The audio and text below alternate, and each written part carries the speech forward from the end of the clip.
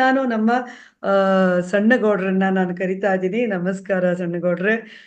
ನಿಮ್ಗೆ ನಮ್ಮ ಕಾರ್ಯಕ್ರಮಕ್ಕೆ ಅದ್ಭುತವಾದ ಸ್ವಾಗತವನ್ನ ಹೇಳ್ತಾ ಇದ್ದೀನಿ. ಯಾಕೆ ಅದ್ಭುತವಾದ ಸ್ವಾಗತ ಅಂತಂದ್ರೆ, ಅವ್ರು ಹೇಳಕ್ ಹೋಗ್ತಾ ಇರೋದು ಏನಂದ್ರೆ ನಮ್ಮ ದೇಸಿ ಹಸುಗಳ ಉತ್ಪನ್ನಗಳ ಬಗ್ಗೆ ಹೇಳ್ತಾ ಇದ್ದಾರೆ. ಸಣ್ಣಗೌಡ್ರೆ ನಮಸ್ಕಾರ, ಸ್ವಾಗತ. Over to you. ದಯವಿಟ್ಟು ನಮಸ್ತೆ ನಮಸ್ತೆ ಎಲ್ಲರೂ ಕೂಡ ಆತ್ಮಬಂಧುಗಳೇ, ಶರಣಾರ್ಥಿಗಳು. ನಾನು ಮಾತಾಡೋದು ಸ್ಪಷ್ಟವಾಗಿ ಕೇಳ್ತಾ ಇತ್ತಲ್ರಿ? ಕೇಳ್ತಿದೆ sir. Okay, thank you. Yes ಬಂಧುಗಳೇ, ಇವತ್ತು ನಾವು ಮಾತಾಡ್ತಕ್ಕಂಥ ವಿಷಯ ತಿಳ್ಕೊಬೇಕಾಗಿರ್ತಕ್ಕಂಥದ್ದು ದೇಸಿ ಆಕಳುಗಳ ಉತ್ಪನ್ನಗಳ ಬಳಕೆಯ ಕುರಿತು ನಾವು ಸ್ವಲ್ಪ ವಿಷಯಗಳನ್ನ ಹಂಚಿಕೆ ಮಾಡ್ಕೊಳ್ಳೋಣ. ಏನಿದು ದೇಸಿ ಆಕಳು ಅಂದ್ರೆ ಎಲ್ಲದು ಒಂದೇ ಅಲ್ಲ, ಅದ್ರಲ್ಲಿ ಮತ್ತೆ ದೇಸಿ ಅನ್ನೋದೇನ್ ಬರುತ್ತೆ ಅಂತೇಳಿ ಕೆಲವರು ಕ್ವಶನ್ ಮಾಡ್ಬೋದು. ಸ್ನೇಹಿತರು, ಇವತ್ತು ಸಾಮಾನ್ಯವಾಗಿ 75-80% ನೀವು ಹಾಲು ಊಟ ಬರ್ತಕ್ಕಂಥದ್ದು ವಿದೇಶದಿಂದ ಬಂದಂತ ಗೋಗಳು. ಅವಕ್ಕ HF ಅಂತ ಹೇಳ್ತಾರೆ, ಜೆರ್ಸಿ ಅಂತ ಹೇಳ್ತಾರೆ. ಅವೆಲ್ಲ ಬೇರೆ ಒಂದು ಪ್ರಾಣಿಯ ಜೀನ್ಸ್ ಅನ್ನು ತಗೊಂಡು ಇಂಜೆಕ್ಟ್ ಮಾಡಿ ಕ್ರಿಯೇಟ್ ಮಾಡಿರ್ತಕ್ಕಂಥ ಆಕಳುಗಳಿಂದ ತೆಗಿತಕ್ಕಂಥ ಹಾಲು. ಅದು ವಿದೇಶಿ ಆಕಳುಗಳಿಂದ ಬಳಕೆ ಮಾಡ್ತಕ್ಕಂಥದ್ದು ಆಗತ್ತೆ. ಬಟ್ ನಮ್ಮ ದೇಸಿ ಆಕಳು ಅಂತಂದಾಗ ಇಲ್ಲಿ ಕೂಡ ನೋಡಿರ್ಬೋದು, ದೇಸಿ ಆಕಳ ಒಂದು ಮುಖಲಕ್ಷಣ ಹೇಗಿದೆ, ಅದ್ರ ಗುಣಲಕ್ಷಣ ಹೇಗೆ, ಅದರ ಆಕಾರ ಹೇಗೆ ಅಂತ ನೋಡಿದಾಗ ಗಮನಿಸಿದಾಗ ಆ ದೇಸಿ ಆಕಳುಗಳಿಗೆ ಕೋಡುಗಳು ಇರ್ತವೆ, ತಲೆಯ ಮೇಲೆ ಕಂಬುಗಳು ಇರ್ತವೆ. ನಂದು ಹಾವೇರಿ ಭಾಷೆ ಸ್ವಲ್ಪ ವ್ಯತ್ಯಾಸ ಆದ್ರೆ, ಪದಗಳ ವ್ಯತ್ಯಾಸ ಆದ್ರೆ ಅರ್ಥ ಮಾಡ್ಕೊಳ್ಳಿ ದಯವಿಟ್ಟು. ಮೇಲಾಗಿ ದುಬ್ಬದ ಮೇಲೆ ಅಂದ್ರೆ ಎರಡು ಮುಂದಿನ ಕಾಲುಗಳ ನೀಟಿಗೆ ಮೇಲೆ ದುಬ್ಬದ ಮೇಲೆ ಒಂದು ಮುಡ ಅಂತ ಹೇಳ್ತೀವಿ ನಾವು, ದುಬ್ಬ ಅಂತ ಹೇಳ್ತೀವಿ. ಆತರ ಉಬ್ಬು ಇರುತ್ತೆ, ಅದು ಹೆಚ್ಚು ಉಬ್ಬು ಇರುತ್ತೆ. ಇವೆರಡು ಮುಖ್ಯ ಲಕ್ಷಣ. ಮತ್ತೆ ಅದರ ಬಾಲ, ದೇಸಿ ಆಕಳ ಬಾಲ ನೀಳಾಗಿ, ಈ ಹೆಣ್ಮಗಳು ಜಡೆ ಚೆನ್ನಾಗಿತ್ತು ಅಂತಂದ್ರೆ ಜಡೆ ಹಾಕೊಂಡು ಎಷ್ಟು ಚೆನ್ನಾಗಿ ಈ ಕಡೆ ಬಿಸಾಡ್ತಲ್ಲ ಅಷ್ಟು ಶುಭ್ರವಾಗಿ ಶುದ್ಧವಾಗಿ ಆಕೃತಿಯಲ್ಲಿ ಕಾಣುತ್ತಿರುತ್ತೆ. ಈ ಮೂರು ಲಕ್ಷಣಗಳನ್ನು ನೋಡೋದ್ರ ಜೊತೆಗೆ ನಾವು ಇದು ದೇಸಿ ಆಕಳು ಇದು ಹೌದು ಅಲ್ಲ ಅಂತ ಹೇಳ್ಬಿಟ್ಟು ಫೈಂಡ್ ಔಟ್ ಮಾಡ್ಬೋದು ಸ್ನೇಹಿತರೆ. ಇನ್ನೊಂದು, ಅದರ ಮುಖವನ್ನು ನೋಡಿದಾಗ ಒಳ್ಳೆ ನೀಳವಾಗಿ ಕಾಣುತ್ತಿರುತ್ತೆ, ಸಣ್ಣ ಕಣ್ಣುಗಳು, ಚೂಪಾದ ಮುಖ, ಸಣ್ಣ ಬಾಯೆ, ಹೌದಾ, ಈ ತರ ಒಂದು ಆಕೃತಿ ಕಾಣುತ್ತೆ. ಮತ್ತು ಕತ್ತು ಮತ್ತು ಆ ದೇಹದ ಮಧ್ಯೆ ಕುತ್ತಿಗೆ ಅಂತ ಹೇಳ್ತಲ್ಲ, ಅದು ಉದ್ದಾಗಿ ಇರುತ್ತೆ. ಮತ್ತೆ ಕೆಳಗಡೆ ಹೆಚ್ಚು ಜೋತಾಡುತ್ತಿರುತ್ತೆ, ಅದು ಒಂದು ಗಂಗಳನಾಳು ಅಂತ ಹೇಳ್ತಿರ್ತೀವಿ ನಾವು. ಅದರ ಈ ತರ ಕೆಲವೊಂದಿಷ್ಟು ವಿಶೇಷ ಲಕ್ಷಣಗಳು ನೋಡಿದಾಗ ನಮಗೆ ಗೊತ್ತಾಗುತ್ತೆ ಅದು ಹೌದು ಅಲ್ಲ ಅಂತ. ಇನ್ನೂ ಕಂಬಿರ್ಲಿಲ್ಲ ಅಥವಾ ದುಬ್ಬ ಇಲ್ಲ ಅಂದ್ರೆ ಗೊತ್ತಿಡಿಬೇಕು ಅಂತಂದ್ರೆ, ಏನಾದ್ರೂ ಒಂದು ಮತ್ತೆ ಕಾಲುವೆ ಇದ್ದು ಆ ಕಾಲುವೆನ ದಾಟಿಸ್ತಾ ಇದ್ವಿ ಅಂತಂದ್ರೆ, ನಮ್ಮ ದೇಸಿ ಆಕಳುಗಳಾದ್ರೆ ಜಂಪ್ ಮಾಡ್ತವೆ, ಅವು 100% ಜಂಪ್ ಮಾಡಿ ಆ ಕಡೆ ಪಾಸ್ ಆಗ್ಬಿಡ್ತವೆ. ಬಟ್ ವಿದೇಶಿ ಆಕಳ ಜಂಪ್ ಮಾಡಕ್ ಆಗಲ್ಲ. ಅದಕ್ಕೆ ನಾವೆಲ್ಲ ಹಳ್ಳಿ ಭಾಷೆಯಲ್ಲಿ ಹೇಳ್ತೀವಿ ಹಂದಿ ಕುಲದ್ದದು ಅಂತ ಹೇಳ್ಬಿಟ್ಟು. ಹಂದಿಗಳು ಹೆಂಗೆ ಕೆಳಗಿಳಿದು ಹತ್ತವಲ್ಲ ಆ ತರ ಹೋಗ್ತಾ ಇರುತ್ತೆ ಅದು. ಅದ್ರ ಮೇಲೆ ಹೇಳಬಹುದು ಇದು ನಮ್ ದೇಸಿ ಆಕಳ ಅಲ್ಲ ಅಂತ ಹೇಳ್ಬಿಟ್ಟು. ಇದು ಮುಖ್ಯ ಲಕ್ಷಣಗಳಿಂದ ನಮಗೆ ಗೊತ್ತಾಗುತ್ತೆ. ಅಂದ್ರೆ ಇದು ಯಾವಾಗ ಬಂತು ಭೂಮಿ ಮೇಲೆ, ಯಾರು ತಂದ್ರು, ಯಾವಾಗ ತಂದ್ರು, ಅದ್ರ ಬಳಕೆ ಏನಕ್ಕೆ, ಪ್ರಾಣಿಗಳನ್ನ ಯಾಕೆ ಬಳಸ್ಬೇಕು ಅಂತಂದಾಗ ಹರಪ್ಪೋ ಮೊಹೆಂಜೋದಾರ್ ಅನಾದಿ ಕಾಲದಿಂದಲೂ ಕೂಡ, ಅಂದ್ರೆ ದೇವಾನ ದೇವತೆಗಳಿಂದ ಬಂದಿರ್ತಕ್ಕಂಥದ್ದು. ಸಮುದ್ರ ಮಥನ ಮಾಡಿದಂತ ಸಂದರ್ಭದೊಳಗ ಇದು ಬಂತು, ಕಾಮಧೇನು ಬಂತು ಅಂತ ಹೇಳ್ತಾರೆ. ಕಾಮಧೇನು ಅಂತಂದು ಕೂಡ ಅದಕ್ಕೆ ಹೆಸರಿಟ್ಟಿದ್ದಾರೆ. ಅದರಲ್ಲಿ 3 ಕೋಟಿ ದೇವತೆಗಳು ಇದ್ದಾರೆ.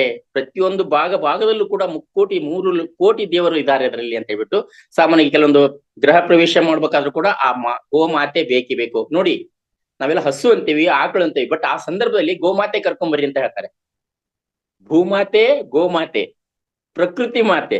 ನೋಡಿ, ಮಾತೆ ಅಂತಕ್ಕಂತ ಪದವನ್ನು ಪಡೆದಿದೆ ಅಂತಂದ್ರೆ ಅದರಲ್ಲಿ ಅಗಾಧವಾದ ಒಂದು ಶಕ್ತಿ, ಸಂಪತ್ತು ತುಂಬಿದೆ ಅಂತ ಅರ್ಥ ಸ್ನೇಹಿತರೆ. ಪ್ರತಿಯೊಂದು ನೀವು ಹಳೆ ಕಾಲದ ಚಿತ್ರಗಳನ್ನ ನೋಡ್ಬೋದು, ಮನೆಗಳಲ್ಲಿ ಇರ್ತವೆ. ಆ ಗೋಮಾತೆಯ ಚಿತ್ರ ಬಿಟ್ಟು ಅಲ್ಲೆಲ್ಲಿ ಎಲ್ಲ ಕಡೆ ದೇವರುಗಳ ಮೂರ್ತಿಯನ್ನ ಪ್ರತಿಷ್ಠಾಪಿಸ್ತಾರೆ. ಅಂದ್ರೆ ಅದರ ಆಕೃತಿಯಲ್ಲಿ ಯಾವ ಕಾಲಲ್ಲಿ ಏನಿರುತ್ತೆ, ಕೈಯಲ್ಲಿ ಇರುತ್ತೆ, ಬಾಲಲ್ಲಿ ಯಾವ ದೇವರು ಇರ್ತಾರೆ, ಕಂಬಿನಲ್ಲಿ ಯಾವ ದೇವರು ಇರ್ತಾರೆ.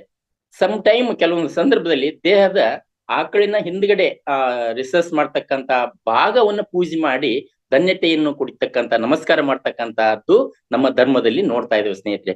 ಅಂದ್ರೆ ಅದ್ರಲ್ಲಿ ಏನೋ ಇದೆ, ಇದ್ದದಕ್ಕೆ ಅದ್ ಮಾಡ್ತಾರ ಅಂತ ಹೇಳ್ಬಿಟ್ಟು. ಎಸ್, ಈ ಒಂದು ಹಿನ್ನೆಲೆ ಹೊಂದಿರತಕ್ಕಂಥದ್ದು. ಹರಪ್ಪ ಮೊಹೆಂಜೋದಾರದಲ್ಲಿ ನೋಡಿದಾಗ ಆಗಿನ ಕಾಲದಲ್ಲಿ ಏನ್ ಮಾಡ್ತಾ ಇದ್ರು, ನಾಗರಿಕತೆ ಬೆಳೆದಂಗೆಲ್ಲ ಕೆಲವೊಂದು ಪ್ರಾಣಿಗಳನ್ನ ಸಾಗಾಟ ಮಾಡ್ಬೇಕಾದ್ರೆ ಒಂದು ಪ್ರದೇಶನ ಮತ್ತೊಂದು ಪ್ರದೇಶಕ್ಕೆ ಹೋಗ್ಬೇಕಾದ್ರೆ, ಇವಾಗೇನು ಎಲ್ಲ ಮಷಿನರಿ ಬಂದಿದೆ, ಬಟ್ ಹಿಂದೆ ಹೋದಾಗ ನಮಗೆ ಕುದುರೆಗಳನ್ನ, ಗಾಡಿಗಳನ್ನ ಬಳಸ್ತಾ ಇದ್ರು, ಎತ್ತುಗಳ ಗಾಡಿಗಳನ್ನ ಬಳಸ್ತಾ ಇದ್ರು, ಕತ್ತೆಗಳನ್ನ ಬಳಸ್ತಾ ಇದ್ರು.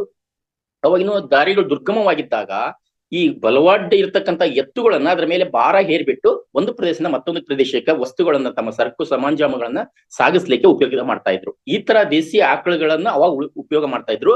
ಕಾಲಕ್ರಮೇಣ ಅದರ ಹಾಲನ್ನು ಏನ್ ಮಾಡ್ತಾ ಇದ್ರು ಅಂತಂದ್ರೆ ಆ ಕರುವಿಗೆ ಎಷ್ಟು ಬೇಕು ಅಷ್ಟು ಬಿಟ್ಟು ಮತ್ತೆ ತಮ್ಮ ಮನೆಗೆ ಬಳಕೆ ಮಾಡ್ಲಿಕ್ಕೆ ಬಳಸ್ತಾ ಇದ್ರು. ಹಾಲಿನ ಉಪಯೋಗ ನೋಡ್ತಾ ಹೋದಾಗ ನಾವು ಅಗಾಧವಾದ ವಿಷಯ ಇದೆ, ಅದನ್ನ ನೋಡೋಣ. ಹಾಲನ್ನು ದಿನನಿತ್ಯ ಅವರು ಬೈ ಚಾನ್ಸ್ ಮಗು ಹುಟ್ಟಿದ ತಕ್ಷಣ ತಾಯಿ ಏನಾದ್ರೂ ಡೆತ್ ಆದ್ರೆ ಮನುಷ್ಯರದು ಆ ಪಾಪುನ ಬೆಳವಣಿಗೆಗೋಸ್ಕರ ಆ ಆಕಳ ಹಾಲನ್ನು ಹಾಕ್ತಾ ಇದ್ರು. ನೋಡಿ, ತಾಯಿ ಹಾಲಿನಷ್ಟೇ ಪ್ರಧಾನವಾಗಿರ್ತಕ್ಕಂಥದ್ದು ಆ ನಮ್ಮ ಆಕಳಿನ ಹಾಲು. ಹಂಗಂತ ಇವತ್ತು ದೇಸಿ ಆಕಳ ಹಾಲು ಬಿಟ್ಟು ಹೊರದೇಶದ ಆಕಳ ಅಂದ್ರೆ ವಿದೇಶಿ ಆಕಳ ಹಾಲನ್ನು ಹಾಕ್ತದ್ರಲ್ಲಿ ತಪ್ಪಾಗತ್ತಾ, ಏನ್ರ ಆಗುತ್ತಾ ಅಂತ ಕೇಳ್ಬಹುದು. ಏನಿಲ್ಲ ಸ್ನೇಹಿತರೆ, ಅನಿವಾರ್ಯವಾಗಿ ಬೆಳೆಯುತ್ತೆ, ಬಟ್ ಅಲ್ಲಿ ಹಾರ್ಮೋನ್ಸ್ ಗಳ ಉಪಯೋಗ ಸಿಗಲ್ಲ ನಮಗೆ. ಏನಕ್ಕೆ ದೇಸಿ ಆಕಳುಗಳ ಕತೆ ಹೇಳ್ತಾ ಇದ್ದೇವೆ ಅಂದ್ರೆ, ದೇಸಿ ಆಕಳ ಕಂಬು ಮತ್ತು ದುಬ್ಬ ಇದ್ದಾಗ ಅದು ಬಿಸಿಲಲ್ಲಿ ಓಡಾಡ್ತಾ ಇತ್ತು ಅಂದ್ರೆ ಸೂರ್ಯನ ಕಿರಣಗಳು ಅದರ ಮೇಲೆ ಬಿದ್ದಾಗ ಅಲ್ಲಿ ಒಂದು ಕೆಮಿಕಲ್ಸ್ ಗಳ ಉತ್ಪತ್ತಿ ಆಗುತ್ತೆ, ಹಾರ್ಮೋನ್ಸ್ ಗಳ ಉತ್ಪತ್ತಿ ಆಗುತ್ತೆ. ಹೌದಾ? ಈ ತರ ಇರೋದ್ರಿಂದ ಅದ್ರ ನಮಗೆ ಉಪಯೋಗ ಆ ವಸ್ತು ಪದಾರ್ಥಗಳ ಬಳಕೆ ಮಾಡಿದಾಗ ನಮಗೂ ಕೂಡ ಆಗುತ್ತೆ ಸ್ನೇಹಿತರೆ. ಇವಾಗ ನೀವು ಸೂಕ್ಷ್ಮವಾಗಿ ಗಮನಿಸಬಹುದು, ದೇಸಿ ಆಕಳ ಹಾಲನ್ನು ಯಾವ ಮಕ್ಕಳು ಕುಡಿತಾ ಇರ್ತಾರೆ ಫುಲ್ ಫಾಸ್ಟ್ ಇರ್ತಾರೆ, ಸ್ಟ್ರಾಂಗ್ ಇರ್ತಾರೆ, ಆಲೋಚನಾ ಲಹರಿ ಜಾಸ್ತಿ ಇರುತ್ತೆ ಅವ್ರಿಗೆ. ಬಟ್ ಇದು ವಿದೇಶಿ ಆಕಳ ಹಾಲು ಆಗ್ಲಿ ಅಥವಾ ಎಮ್ಮಿ ಹಾಲು ಕುಡಿದ ಮಕ್ಕಳು ಮಂದಿರ್ತಾರೆ ಸ್ನೇಹಿತರೆ. ಮತ್ತೇನ್ ಮಾಡ್ಬೇಕು, ನಮಗೆ ಸಿಗಲ್ಲ, ಅನಿವಾರ್ಯ. ಹೌದಾ? ಸಾಧ್ಯ ಆದಷ್ಟು ಹುಡುಕಿ ಅದನ್ನ ತಗೊಂಡು ಬಳಕೆ ಮಾಡೋದು ಚಲೋ. ಸರಿ, ಹಾಲು ಕೆಲವು ಡಾಕ್ಟರ್ ಹೇಳ್ತಾರೆ ಹಾಲು ಬಳಸಲೇಬಾರ್ದು, ಅದು ಮಾಂಸಾಹಾರ ಇದ್ದಂಗೆ. ದೇಸಿ ಆಕಳ ಹಾಲು ಇದ್ರೂ ಕೂಡ ಬಳಸಬಾರ್ದು ಅಂತ ಹೇಳ್ತಾರೆ. ಹಾಲು ಬಳಸಬಾರ್ದು ನಿಜ, ಅದರ ಉತ್ಪನ್ನ ಅಂದ್ರೆ ಒಂದು ಬಟ್ಟಿ ಇಳಿಸ್ತಾ ಹೋದಾಗ ನಮಗೆ ಕೊನೆಗೆ ಒಂದು ಶೇಷ ಉಳಿಯುತ್ತೆ. ಯಾವುದೇ ಒಂದು ಫೈಂಡ್ ಔಟ್ ಮಾಡ್ಬೇಕಾದ್ರೆ ಡಾಕ್ಟರ್ಸ್ ಎಲ್ಲ ವಿಜ್ಞಾನಿಗಳು ಕೆಮಿಕಲ್ಸ್ ಗಳನ್ನ ಸರ್ಚ್ ಮಾಡ್ತಾ ಹೋದಾಗ ಕೊನೆಗೆ ಒಂದು ಬಟ್ಟಿ ಇಳಿಸ್ತಾರೆ. ನಂಗೆ ಇವಾಗ ನಮಗೆ ಸಿಗ್ತಕ್ಕಂಥ ಹಾಲನ್ನ ಕಾಯಿಸಿದಾಗ ನಮಗೆ ಕೆನೆ ಬರುತ್ತೆ, ಕೆನೆ ತೆಗೆದಿಟ್ಟು ನೋಡಿದಾಗ ಅದಕ್ಕೊಂದಿಷ್ಟು ಹೆಪ್ಪು ಅಂತ ಹಾಕ್ತೀರಾ, ಹಾಕಿದಾಗ ಅದರಲ್ಲಿ ಮೊಸರು ಸಿಗುತ್ತೆ, ಎರಡನೇ ಪದಾರ್ಥ. ಮೊಸರನ್ನ ನೀವು ಸ್ಟೋರ್ ಮಾಡಿ ಅದನ್ನ ಘರ್ಷಣೆ ಕೊಟ್ಟಾಗ ಕಡ್ದಾಗ ಬೆಣ್ಣೆ ಬರುತ್ತೆ. ಬೆಣ್ಣೆಯನ್ನು ಕಾಯಿಸಿದಾಗ ನಮಗೆ ತುಪ್ಪ ಬರುತ್ತೆ. ಅದು ಮೂಲ ಬಂದದ್ದು ಆಕಳ ಹಾಲಿಂದನೇ ಬಂದದ್ದು. ಆ ತುಪ್ಪವನ್ನ ಎಷ್ಟು ಹಳೇದಾಗುತ್ತೆ ಅಷ್ಟು ಉಪಯೋಗಕ್ಕೆ ಒಳ್ಳೇದು ಸ್ನೇಹಿತರೆ. ಎಷ್ಟು 4 ವರ್ಷ 5 ವರ್ಷ 10 ವರ್ಷದ ತುಪ್ಪ ಇದೆ ದೇಸಿ ಆಕಳದ್ದು ಅಂತಂದ್ರೆ ಎಷ್ಟು ದುಡ್ಡು ಕೊಟ್ಟಾದ್ರೂ ತಗೊಂಡ್ರು ಪರವಾಗಿಲ್ಲ, ಲಾಸ್ ಅಂತ ಇಲ್ಲ, ಬೆನಿಫಿಟ್ ಇದೆ. ಆದ್ರೆ ದೇಸಿ ಆಕಳ ತುಪ್ಪ ಆಗಿರ್ಬೇಕದು. ಅಂದ್ರೆ ಅಷ್ಟೊಂದು ನಮಗೆ ಬೆನಿಫಿಟ್ ಸಿಗುತ್ತೆ ಅಂತ ಹೇಳ್ಬೋದು ಸ್ನೇಹಿತರೆ. ಹಂಗಾರೆ ಅದು ಹೊರಗಡೆ ಅಡ್ಡಾಡಿ ಬರೋದ್ರಿಂದ ಅದರ ಒಂದು ಅದರಲ್ಲಿ ಎಲ್ಲಾ ತರದ ಭಾವನೆಗಳು ಕ್ರಿಯೇಟ್ ಆಗುತ್ತೆ. ನೋಡಿ, ನಾನೇ ಕರ ಫಸ್ಟ್ ಬಿಟ್ಟ ತಕ್ಷಣ ಆಕಳ ತಗೊಂಬಂದ್ ಕಟ್ತೇನೆ, ಕರ ಬಿಡ್ತೇನೆ. ಹಿಂಡಕ್ ಹೋದ್ರೆ ಹಾಲು ಪೂರ್ಣ ರೆಡಿ ಮಾಡಿರಲ್ಲ, ಅದು ತೊರ್ಸೋದು ಅಂತ ಹೇಳ್ತೇನೆ. ಹಾಲನ್ನು ಇಳಿಸಲ್ಲ ಅದು, ಫಸ್ಟ್ ಇನ್ನ ಸ್ವಲ್ಪ ಕೊಡುತ್ತೆ ಅಷ್ಟೇ, ಒಂದು 1/4 ಲೀಟರ್ನಷ್ಟು ಕೊಡುತ್ತೆ. ಕಂಪ್ಲೀಟ್ ಒಳಗಡೆ ಹಾಲು ಇರುತ್ತೆ, ಹಿಡ್ಕೊಂಡಿರುತ್ತೆ. ನೋಡಿ, ಅದಕ್ಕೂ ಕೂಡ ಭಾವನೆಗಳಿದವು, ಭಾವಗಳಿದವು ಪ್ರಾಣಿ ಕೂಡ. ಅಂದ್ರೆ ಇವನಷ್ಟು ಕಳ್ಳ ಹಿಂಡಾಕತ್ತಾನೆ, ನನ್ನ ಮಗ್ಗ ಉಳಿಸ್ಕೋಬೇಕು ಅಂತ ಉಳಿಸ್ಕೊಂಡಿರುತ್ತೆ, ಅದಕ್ಕೆ ಏರ್ಸ್ಕೊಳ್ಳೋದು ಅಂತ ಹೇಳ್ತೇವೆ ಅದಕ್ಕೆ. ನೆಕ್ಸ್ಟ್ ಆನಂತರ ಕರ ಬಿಟ್ಟು ಅಲ್ಲೇ ನಿಂತ್ಕೊಂಡ್ರೆ ಅದು ತೋರ್ಸಲ್ಲ. ಮತ್ತೆ ಕರನಲ್ಲಿ ಬಿಟ್ಟು ಕುಡ್ಲಿಕ್ಕೆ ನಮ್ಮ ಮನೆ ಆಗ್ಬೇಕು ಸ್ವಲ್ಪ, ತಕ್ಷಣದಷ್ಟು ಹಾಲನ್ನು ಕೆಳಗೆ ಇಳಿಸ್ಬಿಡುತ್ತೆ. ಅವ ಮತ್ ನಾವು ಮೋಸಗಾರ ಮಾಡ್ತೇವೆ ಅಂದ್ರ ತಕ್ಷಣ ಕರನ್ನ ಹಿಡಿದು ಆ ಕಡೆ ಪಕ್ಕಕ್ಕೆ ಕಟ್ಟಿ ನಾವು ಹಾಲು ಕರ್ಕೊಂಡು, ಮೋಸಗಾರರೇ ನಾವು ಮತ್ತೆ ಅನಿವಾರ್ಯ ಏನು ಮಾಡೋದು. ಆನಂತರ ಕರ ಬಿಡ್ತಾವಲ್ಲ ಚೆನ್ನಾಗಿ ಕುಡಿತೆ. ನಾವೆಷ್ಟು ಬೇಕೋ 1 3 ಲೀಟರ್ ಹಾಲು ಕುಡಿತೆ ಅಂದ್ರೆ 1-1.5 ಲೀಟರ್ ಹಾಲು ಮಾತ್ರ ಕರ್ಕೊಂಡು ಉಳಿದದ್ದನ್ನ ಕರುವಿಗೆ ಬಿಡ್ತೀವಿ, ಕುಡಿಯಪ್ಪ ನೀನು ಅಂತೇಳಿ. ಬಟ್ ಒಂದು ಸ್ನೇಹಿತರೆ, ನಾವ್ ಹೆಂಗ ಮನುಷ್ಯರ ಜೊತೆ ಬಿಹೇವ್ ಮಾಡ್ತೇವೆ, ಪ್ರಾಣಿಗಳ ಜೊತೆ ನಾವು ಬಿಹೇವ್ ಮಾಡಿದಾಗ ಒಂದು ಪರಮಾನಂದ ಸ್ನೇಹಿತರೆ. ಪ್ರತಿ ದಿನಕ್ಕೊಂದ್ಸಾರಿ ಏನಾದ್ರೂ ಮನೆಯಲ್ಲಿ ದೇಸಿ ಹಸು ಇತ್ತು ಅಂದ್ರೆ ಅದನ್ನ ಮುಖವನ್ನ ಹಿಡ್ಕೊಂಡು ಅದಕ್ಕೆ ಮುದ್ದು ಕೊಡೋ ರೀತಿಯಲ್ಲಿ ನಾವು ಅದನ್ನ ಮಾಡಿದಾಗ, ಆ ಕ್ರಿಯೆ ಮಾಡಿದಾಗ ನಮ್ಮಲ್ಲಿ ಅಗಾಧ ಒಂದು ಎನರ್ಜಿ ಬರುತ್ತೆ. ನಮ್ಮ ಎಷ್ಟೋ ಶಕ್ತಿಗಳು, ದುರ್ಗುಣಗಳು ದೂರ ಆಗ್ತವೆ, ಮಾನಸಿಕವಾಗಿ ಸ್ಟ್ರಾಂಗ್ ಆಗ್ತೀವಿ. ಯಾಕಂದ್ರೆ ಗೋ ಮಾತೆ ಅಂತ ಹೇಳ್ತೇವೆ, ಗೋ ಮಾತೆಯ ಜೊತೆಗೆ ನಾವು ಸಂಪರ್ಕದಾಗಿದ್ದಂಗ, ಗೋ ಮಾತೆ ದೇವತೆ ಜೊತೆ ನಾವು ಸಂಪರ್ಕಕ್ಕಿದ್ದಂಗೆ. ಈ ಕ್ರಿಯೆ ಮಾಡೋದ್ರಿಂದ ನಮಗೂ ಕೂಡ ಬೆನಿಫಿಟ್ ಇದೆ ಸ್ನೇಹಿತರೆ. ಜೊತೆಗೆ ಆ ಮಗು, ಕರು, ಆಕಳ ಬಾಂಧವ್ಯಗಳು, ಆ ಕರು ಹಾಕಿದಾಗ ಅದನ್ನ ಎಕ್ಕದಕ್ಕೆ ಎಷ್ಟೊಂದು ಪ್ರೀತಿ ಕೊಡ್ತಾ ಇರುತ್ತೆ. ಬೇರೆ ಯಾರಾದ್ರೂ ಬಂದು ಹಿಡ್ಕೊಳಕ್ ಬಂದ್ರೆ ಅವ್ರಿಗೆ ಹಾಯಕ್ ಹೋಗುತ್ತೆ. ಮನೆಯವ್ರನ್ನ ಬಿಟ್ಟು ಬೇರೆಯವ್ರು ಬಂದ್ರೆ ಅಲ್ಲಿ ಬಿಟ್ಕೊಳಲ್ಲ, ಯಾಕೆ ಬಂದಿರಿ ನೀವು ಅಂತ ಹೇಳ್ಬಿಟ್ಟು. ಅಲ್ಲೂ ಕೂಡ ಹೋರಾಟ ಇದೆ. ಇವನ್ನೆಲ್ಲೋ ಸೂಕ್ಷ್ಮವಾಗಿ ನೋಡಿದಾಗ ಮನುಷ್ಯರಿಗೂ ಪ್ರಾಣಿಗಳಿಗೂ ಏನು ವ್ಯತ್ಯಾಸ ಇಲ್ಲ ಅನ್ಸುತ್ತೆ ಸ್ನೇಹಿತರೆ. ಇನ್ನೊಂದು ಹೇಳ್ತಾರೆ, ಹಿಂಡ್ಬೇಕಾದ್ರೆ ಸಂಗೀತವನ್ನು ಲೈಟ್ ಆಗಿ ಮ್ಯೂಸಿಕ್ ಹಾಕಿದಾಗ ನಿರಾಳದಾಳವಾಗಿ ಹಾಲನ್ನ ಕೊಡುತ್ತೆ, ತೊರಗಿಸುತ್ತೆ. ಅವು ಮೌನದಿಂದ ಕೇಳ್ತಿರ್ತವೆ ಸಂಗೀತ ಕೊಡೋದ್ರಿಂದ. ಕೆಲವರೆಲ್ಲ ಹೈಫೈ ಮಾಡಿರ್ತಾರೆ, ದೇಸಿ ಆಕಳಗಳನ್ನ ಕಟ್ಕೊಂಡು ಅದಕ್ಕೆ AC ರೂಮ್ ಕೊಟ್ಟಿರ್ತಾರೆ, ಅದಕ್ಕೆ ರೂಮಿಗೆ ಫ್ಯಾನ್ ಹಾಕಿರ್ತಾರೆ. ಅದಕ್ಕೆ ಟೆಂಪರೇಚರ್ ಡಿಫ್ರೆಂಟ್ ಆಗುವಂತ ಹೀಟ್ ಫ್ಯಾನ್ ಹಾಕಿರ್ತಾರೆ, ಕೋಲ್ಡ್ ಫ್ಯಾನ್ ಹಾಕಿರ್ತಾರೆ. ಡೈಲಿ ಸ್ನಾನ ಮಾಡಿಸೋದು, ಕ್ಲೀನ್ ಮಾಡೋದು, ಪ್ರತಿ ದಿವಸ ಪೂಜೆ ಹಿಂಡ್ಬೇಕಾದ್ರೆ ಹಾಲು ಕರಿಬೇಕಾದ್ರೆ ಪೂಜೆ ಮಾಡ್ಬಿಟ್ಟು, ಸ್ನಾನ ಮಾಡಿಸಿ ಪೂಜೆ ಮಾಡ್ಬಿಟ್ಟು, ಅಮ್ಮ ತಾಯೇ ಗೋಮಾತೆ ನನಗೆ ಹಾಲು ಕೊಡಮ್ಮ, ನೀನ್ ಉತ್ಪನ್ನ ಕೊಡಮ್ಮ ಅಂತ ಕೇಳ್ತಾ. ಅಂದ್ರೆ ಆತರ ಮಾಡಕ ಆಗದೇ ಇರ್ಬೋದು, ಬಟ್ ಅದು ಒಂದು ಅರಿವಿಗಿದ್ರೆ ಸಾಕಲಿ. ಬರೀ ನಾವು ಮಾತಾಡಕ್ ಬರ್ತಕ್ಕಂಥ ಮನುಷ್ಯರಷ್ಟೇ ನಾವು ಭಗವಂತನ ಹತ್ರ ಇರೋರು, ಭಗವಂತನ ಕೃಪೆ ಪಾತ್ರ ಆದವರು ನಾವಷ್ಟೇ ದೇವ್ರು. ಉಳಿದವರೆಲ್ಲ 80 ಕೋಟಿ ಜೀವರಾಶಿಗಳು ಎಲ್ಲವೂ ವೇಸ್ಟ್, ನಾವು ಬಳಕೆ ಮಾಡ್ದಂಗೆ ಇರ್ಬೇಕು ಅಂತ ತಿಳ್ಕೊಳ್ಳೋದಲ್ಲ. ಅವ್ರ ಪ್ರತಿಯೊಂದು ಪ್ರಾಣಿ ಜೀವರಾಶಿಯಲ್ಲಿ ಕೂಡ ಆತ್ಮ ಇದೆ ಅಂತಂದ್ರೆ, ಜೀವ ಇದೆ ಅಂತಂದ್ರೆ ಅಲ್ಲೂ ಕೂಡ ಆತ್ಮ ಇದೆ ಅಂತ ಹೇಳಿ ನಾವು ತಿಳ್ಕೊಂಡ್ ಮಾಡಿದಾಗ ಭಗವಂತ ನಮಗೂ ಕೂಡ ನಮ್ಮ ಜೊತೆನೂ ಕೂಡ ಆಶೀರ್ವಾದ ಮಾಡ್ತಾನೆ. ನಮ್ಮ ಆಲೋಚನೆ ಭಾವನೆಗಳು ಇನ್ನೂ ಜಾಸ್ತಿ ಆಗ್ಲಿಕ್ಕೆ, ನಮ್ಮ ಬೆಳವಣಿಗೆ ಆಗ್ಲಿಕ್ಕೆ, ಬುದ್ಧಿಮಟ್ಟ ಹೆಚ್ಚಿಗೆ ಆಗ್ಲಿಕ್ಕೆ ನಮಗೆ ಹೆಲ್ಪ್ ಆಗುತ್ತೆ ಅಂತ ಹೇಳಕ್ ಇಷ್ಟಪಡ್ತೇನೆ ಸ್ನೇಹಿತರೆ. ಇನ್ನ ಆ ಉತ್ಪನ್ನಗಳ ಬಳಕೆಯನ್ನು ನಾವು ಹೆಚ್ಚು ನೋಡಿದಾಗ ಅದರ ಪ್ರತಿಯೊಂದು ಭಾಗನೂ ಕೂಡ ನಮಗೆ ಉಪಯೋಗ ಬರುತ್ತೆ ಸ್ನೇಹಿತರೆ. ನೋಡಿ, ಅದ್ರ ಕೆಲವು ಹೆಸರು ಹೇಳ್ತಾರೆ, ಆಕಳು ಕಪ್ಪಾದ್ರೂ ಹಾಲು ಕಪ್ಪೆ ಅಂತ ಹೇಳಿ. ಆಕಳು ಕಪ್ಪಿರ್ಬಹುದು, ಬಟ್ ಕೊಡ್ತಕ್ಕಂಥ ಹಾಲಂತ ಕಪ್ಪಿರಲ್ಲ, ಬೆಳಗ್ಗೆ ಇರುತ್ತೆ. ಹುಲ್ಲು ತಿನ್ನುತ್ತೆ, ಹಾಲು ಕೊಡುತ್ತೆ. ನಾವು ಹಾಲನ್ನೇ ಕುಡಿದು ವಿಷವನ್ನೇ ಕೊಡ್ತೀವಿ. ಏಕೆ ಹಿಂಗೆ ಅಂತ ನೋಡಿದಾಗ ಅದ್ಭುತ ಇದೆ ಸ್ನೇಹಿತರೆ. ಇದು ಸಣ್ಣ ಪುಟ್ಟ ವಿಷಯ ಅಲ್ಲ. ಯಾಕಂದ್ರೆ ಇವತ್ತು ನಾಗರಿಕತೆ, ನಮ್ಮ ಆಸೆಗಳು, ನಮ್ಮ ಭಾವನೆಗಳು, ನಮ್ಮ ದುರಾಲೋಚನೆಗಳು ನಮ್ಮನ್ನು ಇವತ್ತು ವಿಕೃತಗೊಳಿಸ್ಬಿಟ್ಟಿದಾವೆ. ಪ್ರಾಣಿಗಿರ್ತಕ್ಕಂಥ ಕನಿಷ್ಠ ಸೌಜನ್ಯ ಇವತ್ತು ಮನುಷ್ಯರಲ್ಲಿ ಇಲ್ದಂಗಾಗಿದೆ. ಹಾಗಾಗಿ ಇಷ್ಟೋ ಇವನ್ನ ಕಲಿಬೇಕಾಗಿದೆ ಸ್ನೇಹಿತರೆ ನಾವು. ಅದರ ಒಂದು ಪ್ರತಿಯೊಂದು ಉತ್ಪನ್ನ ಕೂಡ ನಮಗೆ ಉಪಯೋಗಕ್ಕಿದೆ ಸ್ನೇಹಿತರೆ. ಅದರ ಗಂಜಿಲ ಅಂತ ಹೇಳ್ತೀವಿ, ಅದರ ಸೆಗಣಿ, ತುಪ್ಪ, ಇವೆಲ್ಲವನ್ನೂ ಸೇರಿಸ್ಬಿಟ್ಟು ಈಗ ನಾವ್ ಹೆಂಗ ಮಕ್ಕಳು ಚೆನ್ನಾಗಿ ಬೆಳಿಬೇಕು ಅಂತಂದ್ರೆ ಪ್ರೋಟೀನ್ ಕೊಡ್ಬೇಕು, ಪೌಷ್ಟಿಕ ಆಹಾರ ಕೊಡ್ಬೇಕು, ವಿಟಮಿನ್ಸ್ ಕೊಡ್ಬೇಕು, ಅದಕ್ಕೊಂದು ಕ್ಯಾಲ್ಸಿಯಂ ಇರ್ತಕ್ಕಂಥದ್ದು ಏನೋ ಕೊಡ್ಬೇಕು ಅಂತ ಹೇಳ್ತೀವಿ. ಹಿಂಗೆ ನಮ್ಗೆ ಆಹಾರ ಬರ್ತಕ್ಕಂಥ ಭೂಮಿ ಫಲವತ್ತಾಗಿರ್ಬೇಕು ಅಂತಂದ್ರೆ ಅದಕ್ಕೆ ನಾವು ರಾಸಾಯನಿಕ ಗೊಬ್ಬರಗಳನ್ನ ರಹಿತವಾಗಿ ಇದೇ ಭೂತಾಯಿಗೆ ಈ ದೇಸಿ ಆಕಳ ಉತ್ಪನ್ನ ಅಂದ್ರೆ ಒಂದು ದೇಸಿ ಆಕಳ ಮನೆಯಲ್ಲಿದ್ರೆ ಕನಿಷ್ಠ 8 ರಿಂದ 10 ಎಕರೆನ ಯಾವುದೇ ರಾಸಾಯನಿಕ ಗೊಬ್ಬರ ತರದಂಗೆ, ಕೀಟನಾಶಕಗಳನ್ನು, ಕಳೆನಾಶಕಗಳನ್ನು ತರದಂಗೆ ಬೆಳೆಗಳನ್ನ ಬೆಳಿಬಹುದು. ಅದಕ್ಕೆ ಇನ್ನೂ ಸಪೋರ್ಟ್ ಆಗಿ ಇನ್ನು ಅಂತಂದ್ರೆ ಜೇನು ತುಪ್ಪದಲ್ಲಿ ತೊಯ್ದ ಮಾಗಿದ ಹಣ್ಣಿನಂತೆ ಅಂತ ಹೇಳ್ತಾರೆ. ಏನ್ ಟೇಸ್ಟ್ ರೀ! ಬರೀ ಜೇನು ತುಪ್ಪ ಅಂತ ಟೇಸ್ಟು, ಮಾವಿನ ಹಣ್ಣು ತುಂಬಾ ಟೇಸ್ಟು. ಜೇನು ತುಪ್ಪದಲ್ಲಿ ತೊಯ್ದ ಹಣ್ಣಿನಂತೆ ಅಂದ್ರ ಆಹಾ, ಚಪ್ಪರ್ಸಿ ಕೈ ಎಳಿಸಿ ನೆಕ್ಕೆಂತವಲ್ಲ. ಅಂದ್ರೆ ಇದರ ಅರ್ಥ ಆ ಗೋಮಾತೆಯ ಉತ್ಪನ್ನಗಳೇನದವಲ್ಲ ಅವನ್ನ ನಾವೇನಾದ್ರೂ ಭೂಮಿಗೆ ಕೊಟ್ಟಾಗ ಭೂಮಿಯ ಫಲವತ್ತತೆ ಜಾಸ್ತಿ ಆಗುತ್ತೆ. ಅಲ್ಲಿ ಇರ್ತಕ್ಕಂಥ ರಂಜಕ, ಪೊಟ್ಯಾಶ್, ಪ್ರತಿಯೊಂದು ಆಮೇಲೆ ಸೂಕ್ಷ್ಮ ಜೀವಾಣುಗಳು 10ರಷ್ಟು 100ರಷ್ಟು ಜಾಸ್ತಿ ಆಗ್ತವೆ ನಮ್ಮ ಈ ಆಕಳಗಳನ್ನ ಹಾಕಿದಾಗ. ಹಾಗಿದ್ರೆ ಜರ್ಸಿ ಆಕಳ, ವಿದೇಶಿ ಆಕಳದ ಸಗಣಿ ಹಾಕಿದ್ರೆ ಆಗಲ್ವಾ? ಅಲ್ಲೂ ಆಗುತ್ತೆ, ಪರ್ಸೆಂಟೇಜ್ ಕಡಿಮೆ. ಅಂದ್ರೆ ಅದು ಉತ್ಪನ್ನ ಸಿಗುತ್ತೆ, ಬಟ್ ಅಲ್ಲಿ ಭಾವನೆಗಳು ಸಿಗಲ್ಲ ನಮಗೆ. ಬಟ್ ಇಲ್ಲಿ ಭಾವನೆಗಳು ಸಿಗುತ್ತೆ. ಭಾವನೆಗಳು ಸಿಗಬೇಕು ಅಂತಂದ್ರೆ ದೇಸಿ ಆಕಳು ಬೆಳಿಬೇಕು.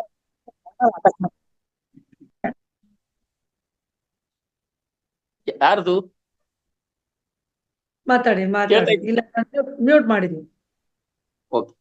ಹೀಗೆ ಅದರ ಪ್ರತಿಯೊಂದು ಉತ್ಪನ್ನಗಳು ಕೂಡ ನಮಗೆ ಬಳಕೆಯಲ್ಲಿದ್ದಾವೆ ಸ್ನೇಹಿತರೆ. ಹಂಗಾರೆ ಭೂಮಿಯ ಫಲವತ್ತೆ ಹೆಚ್ಚಿಗೆ ಮಾಡ್ಬೇಕಾದ್ರೆ ಏನ್ ಮಾಡ್ಬೇಕು? ಕೀಟಗಳಿಗೆ, ಬೆಳೆಗಳಿಗೆ ಕೀಟಗಳು ಅಟ್ಯಾಕ್ ಮಾಡಿದ್ರೆ ಅವುಗಳನ್ನು ವಾಸಿ ಮಾಡ್ಲಿಕ್ಕೆ, ರೋಗಗಳು ಬಂದ್ರೆ ಅವನು ವಾಸಿ ಮಾಡ್ಲಿಕ್ಕೆ ಏನ್ ಮಾಡ್ಬೇಕು ಅನ್ನೋದಕ್ಕೆ ಇದೇ ದೇಸಿ ಆಕಳ ಉತ್ಪನ್ನಗಳು, ಸೆಗಣಿ, ಗಂಜಲ ಅಂತ ಹೇಳ್ತಾರೆ, ಅದರ ಮೊಸರು, ಮಾತ್ರ ಒಂದಿಷ್ಟು ಏನಂತಂದ್ರೆ ಹಳೆಯ ಬೆಲ್ಲ, ಮತ್ತೊಂದಿಷ್ಟು ದ್ವಿದಳ ಧಾನ್ಯದ ಹಿಟ್ಟು, ಇವನ್ನಿಷ್ಟೇ ಸೇರಿಸ್ಬಿಟ್ಟು ನಾವೊಂದು ಜೀವಾಮೃತ ಅಂತ ತಯಾರು ಮಾಡ್ಬೋದು. ಆಮೇಲೆ ಬೀಜ ಹಾಕ್ಬೇಕಾದ್ರೆ ಬೀಜಾಮೃತ ಅಂತ ಹೇಳಿ, ಬೀಜೋಪಚಾರ ಮಾಡೋದು ಅಂತ ಹೇಳ್ತಾರೆ, ಸೀಡ್ ಟ್ರೀಟ್ಮೆಂಟ್ ಅಂತ ಹೇಳ್ತಾರೆ. ಇವಾಗೆಲ್ಲ ಸೀಡ್ ಟ್ರೀಟ್ಮೆಂಟ್ ಮಾಡಿ ಕೊಟ್ಟು ಕಳಿಸ್ತಾ ಇದಾರೆ, ಫುಲ್ ಪಾಯ್ಸನ್ ಹಾಕ್ಬಿಡ್ತಾರೆ. ಎಷ್ಟೋ ಬಾರಿ ನೋಡಿದ್ವಿ ನಾವು, ಸೀಡ್ ಟ್ರೀಟ್ಮೆಂಟ್ ಮಾಡಿರ್ತಕ್ಕಂಥ ಬೀಜನ ಬಿತ್ತಾಕಂತ ತಂದು ಇಟ್ಟಿರ್ತೇವೆ, ಯಾವುದೋ ಒಂದು ಪ್ರಾಣಿ ಹರ್ಕೊಂಬಂದು ಅದು ತಿಂದ್ಬಿಡುತ್ತೆ, ಸತ್ತೋಗುತ್ತೆ. ಹೌದಾ? ಅದಕ್ಕೆ ಫುಲ್ ಕೆಮಿಕಲ್ ಹಾಕಿರ್ತಾರೆ. ಬಟ್ ನಮ್ಮ ಈ ದೇಸಿ ಆಕಳ ಉತ್ಪನ್ನಗಳಿಂದ ಬೀಜೋಪಚಾರ ಮಾಡಿದ್ರೆ ಯಾವ ಇವು ತಿಂದ್ರು ಏನೂ ಆಗಲ್ಲ. ಮತ್ತೆ ಸಂಪೂರ್ಣ ಜರ್ಮಿನೇಷನ್ 100 to 100% ಇರುತ್ತೆ. ಎಲ್ಲವೂ ಚೆನ್ನಾಗಿ ಮೊಳಕೆ ಆಗ್ತವೆ. ಆಮೇಲೆ ಬೆಳೆಯ ಸಿರಿ ಮೊಳಕೆಯಲ್ಲಿ ನೋಡೋನಂಗೆ ಬಾಲ್ಯದಲ್ಲಿ ಆ ಮೊಳಕೆ ಆಗ್ತಿದ್ದಂಗೆ ಫುಲ್ ಹೆಲ್ದಿ ಆಗಿರುತ್ತೆ. ಯಾವುದೇ ಒಂದು ಸಸ್ಯಕ್ಕೂ ಕೂಡ ನಾವು ಕಾಳುಗಳಿಗೆ ಬೀಜೋಪಚಾರ ಮಾಡಿದಾಗ ಈ ತರ ಬೆಳಿತಾ ಬಂದಾಗ ರೋಗಗಳು ಅಟ್ಯಾಕ್ ಆಗ್ತಾ ಬಂದಾಗ ಇದರಿಂದನೇ ಇದೇ ಉತ್ಪನ್ನಗಳಿಗೆ ಬೇರೆ ರೀತಿ ಬರ್ತವೆ. ನೀಮಾಸ್ತ್ರ ಅಂತ ಬರುತ್ತೆ. ಅನಂತರ ಪ್ರತಿಯೊಂದಕ್ಕೂ ಕೂಡ ಅದಕ್ಕೆ ಸಂಬಂಧಪಟ್ಟಂತ ಒಂದು ಕೆಲವೊಂದಿಷ್ಟು ಅಸ್ತ್ರಗಳಂತ ಬರ್ತವೆ. ಅವಕ್ಕೆ ಬ್ರಹ್ಮಾಸ್ತ್ರ ಅಂತ ಬರುತ್ತೆ. ಅದನ್ನ ಮಾಡ್ತಕ್ಕಂಥ ವಿಧಾನ ಕೆಲವೊಂದಿಷ್ಟು ಐಟಮ್ಸ್ ಅದಾವ. ಅವೆಲ್ಲವೂ ಕೂಡ ಮತ್ತು ಇವನ್ನೇ ಬೇಕು. ದೇಸಿ ಆಕಳ ಸಗಣಿ, ಅದರ ಮೂತ್ರ, ಅದರ ಉತ್ಪನ್ನಗಳನ್ನೇ ಹಾಕಿ ತಯಾರು ಮಾಡ್ಕೊಂಡಾಗ ಅದು ಕೀಟನಾಶಕಗಳಾಗಿ ಕೆಲಸ ಮಾಡ್ತವೆ. ಇನ್ನು ಕಳೆ ನಾಶ ಮಾಡ್ಲಿಕ್ಕೆ, ಹುಲ್ಲು ಬೇಡವಾದ ಹುಲ್ಲನ್ನ ತೆಗೆದು ಹಾಕ್ಲಿಕ್ಕೆ ಕಳೆನಾಶಕನ್ನು ಕೂಡ ಇದೇ ಜೀವಾಮೃತ ಅಂದ್ರೆ ಈ ಆಕಳದ ಒಂದು ಗಂಜಲ ಅಂತ ಹೇಳ್ತಲ್ಲ, ಇದಕ್ಕೆ ಕೆಲವೊಂದಿಷ್ಟು ಗಿಡಮೂಲಿಕೆಗಳು ಬರ್ತವೆ. ಕಹಿ ಇರ್ತಕ್ಕಂಥ ಅತ್ಯಂತ ಕಹಿ ಇರ್ತಕ್ಕಂಥ ಗಿಡಗಳ ಸಪ್ಪು ತಂದು ಅರೆದು ಅದ್ರ ಜೊತೆ ಬೆರೆಸಿ ಆ ಹುಲ್ಲಿನ ಮೇಲೆ ಸ್ಪ್ರೇ ಮಾಡಿದಾಗ ಬೇಡವಾದ ಹುಲ್ಲುಗಳು ಸತ್ತು ಹೋಗ್ತವೆ. ಹಾಗಾದ್ರೆ ಹೊರಗಡೆ ಮಾರ್ಕೆಟಲ್ಲಿ ನಮಗೆ ಸಿಗ್ತಾ ಇದ್ವಿ ಬೆಳೆನ ಇದಂತಂದ್ರೆ ಸಸ್ಯನಾಶಕಗಳು, ಅವನು ಸ್ಪ್ರೇ ಮಾಡಿದ ಏನಾಗುತ್ತೆ, ಅದನ್ನ ಹೊಡೆದಾಗ ಅದು ಒಣಗಿ ಸತ್ತು ಹೋಗುತ್ತೆ. ಬಟ್ ಅದನ್ನ ಮಣ್ಣಿನಲ್ಲಿ ಇರ್ತಕ್ಕಂಥ ಸೂಕ್ಷ್ಮಾಣು ಜೀವಿಗಳು ತಿನ್ನೋದಿಲ್ಲ, ತಿಂದ್ರು ಸತ್ತು ಹೋಗ್ತವೆ. ಬಟ್ ನಮ್ಮ ಆಕಳಿಂದ ತಯಾರು ಮಾಡಿರ್ತಕ್ಕಂಥ ಈ ಕಳೆನಾಶಕವನ್ನ ಸ್ಪ್ರೇ ಮಾಡಿದಾಗ ಹುಲ್ಲಿಗೂ ಏನ್ ಎಫೆಕ್ಟ್ ಆಗಲ್ಲ, ಅದನ್ನ ತಿಂದ್ರೆ ಜೀವಾಣು ಕೂಡ ಏನಾಗಲ್ಲ. ಈ ಮಣ್ಣಿನಲ್ಲಿ ಕೋಟಿ ಕೋಟಿ ಜೀವಾಣುಗಳು ಇದಾವೆ, ಸೂಕ್ಷ್ಮ ಜೀವಾಣುಗಳು ಇದಾವೆ. ಸೂಕ್ಷ್ಮ ಅದರಲ್ಲಿ ಒಂದು ಹೇಳ್ಬೇಕಂದ್ರೆ ಕಣ್ಣಿಗೆ ಕಾಣ್ತಕ್ಕಂಥ ಎರೆಹುಳು ಅಂತಕ್ಕಂಥ ರೈತನ ಮಿತ್ರ ಅಂತ ಹೇಳ್ತಾರೆ. ಆ ರೈತನ ಮಿತ್ರ, ಆ ಎರೆಹುಳು ಎಷ್ಟು ಪ್ರಮಾಣದಲ್ಲಿ ಭೂಮಿಯಲ್ಲಿ ಇರುತ್ತೆ ಅಷ್ಟು ನಮಗೆ ಬೆನಿಫಿಟ್. ಯಾಕಂದ್ರೆ ನಾನು ಹೊಲದಲ್ಲಿ ನಾನು ಜವರಿ ಆಕಳಲ್ಲಿ ಡೈಲಿ ಅದನ್ನ ಕಲಸಿ ಹೋಗಿ ಹೊಲಕ್ಕೆ ಹಾಕೋದ್ರಿಂದ ಒಂದೊಂದು ಗಿಡದಲ್ಲಿ ಸುಮಾರು ಗಂಟ್ಲೆ ನಮಗೆ ಎರೆಹುಳು ಕಣ್ಣಿಗೆ ಕಾಣ್ತಾ ಇದಾವೆ. ಪ್ರತಿದಿನ ನಾ ಬಕೆಟ್ ನಲ್ಲಿ ಬರಿಗಾಲಲ್ಲಿ ಹೊಲದಲ್ಲಿ ತಗೊಂಡು ಹೋಗ್ತಾ ಇರೋದ್ರಿಂದ ನನಗೆ ಅಕ್ಯುಪೇಷನ್ ಟ್ರೀಟ್ಮೆಂಟ್ ಕೂಡ ಆಗ್ತಾ ಇದೆ, ಆರೋಗ್ಯವಾಗಿದೆ. ನೀವೆಲ್ಲ ನೋಡ್ಬೋದು, ನಮ್ಮ ಏಜ್ ಕೇಳಿದ್ರೆ 55 ವರ್ಷ ನನ್ಗೆ. ಈಗ ಇವತ್ತಿಗೂ ಕೂಡ ಯಾವ ಹಾಸ್ಪಿಟ್ಲಿಗೆ ಹೋಗಲ್ಲ ನಾನು. ಇಂಗ್ಲಿಷ್ ಮೆಡಿಸಿನ್ ಯಾವ ಮನೆ, ನಮ್ಮ ಮಗನೇ ಗುಳಿಗೆ ಅಂಗಡಿಯಲ್ಲಿ ಇದ್ರು ಕೂಡ ಗುಳಿಗೆ ನುಂಗಲ್ಲ ನಾನು, ತಂದು ಕೊಟ್ರು ಕೂಡ. ಅದೊಂಥರ ವರ್ಜ ಅಂದ್ರೆ ಬೇಡವಾಗಿದ್ದು, ಅದು ನನಗೆ ವಿಷ ಅನ್ನೋ ಭಾವನೆ ತಗೊಂಡ್ಬಿಟ್ಟಿನಿ ನಾನು. ತಲೆನೋವು ಬಂದ್ರೆ ಒಂದ್ 2 ದಿವಸ ಅದನ್ನೇ ಫೀಲ್ ಮಾಡ್ತೇನೆ ಹೊರತು ಗುಳಿಗೆ ನುಂಗ್ಬೇಕು ಅಂತ ಇಷ್ಟಪಡಲ್ಲ.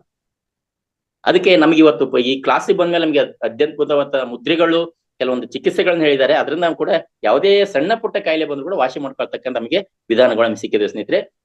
ಈ ತರ ಉತ್ಪನ್ನಗಳನ್ನ ಇವಾಗ ನೋಡಿ, ದೊಡ್ಡ ಹೋಮ ಹವನ ಮಾಡ್ಬೇಕಾದ್ರೆ ಅಲ್ಲಿ ಪ್ರತಿಯೊಂದು ಉತ್ಪನ್ನಕ್ಕೂ ಕೂಡ ನಮಗೆ ದೇಸಿ ಆಕಳ ಉತ್ಪನ್ನನೇ ಬೇಕಲ್ಲಿ. ಪಂಚಾಮೃತ ತಂಬರಿ ಅಂತ ಹೇಳ್ತಾರೆ. ಪಂಚ ಅಮೃತಗಳು ಯಾವ್ಯಾವು? ಹಾಲು, ಮೊಸರು, ತುಪ್ಪ, ಜೇನುತುಪ್ಪ, ಆಕಳಿನ ಗಂಜಲ.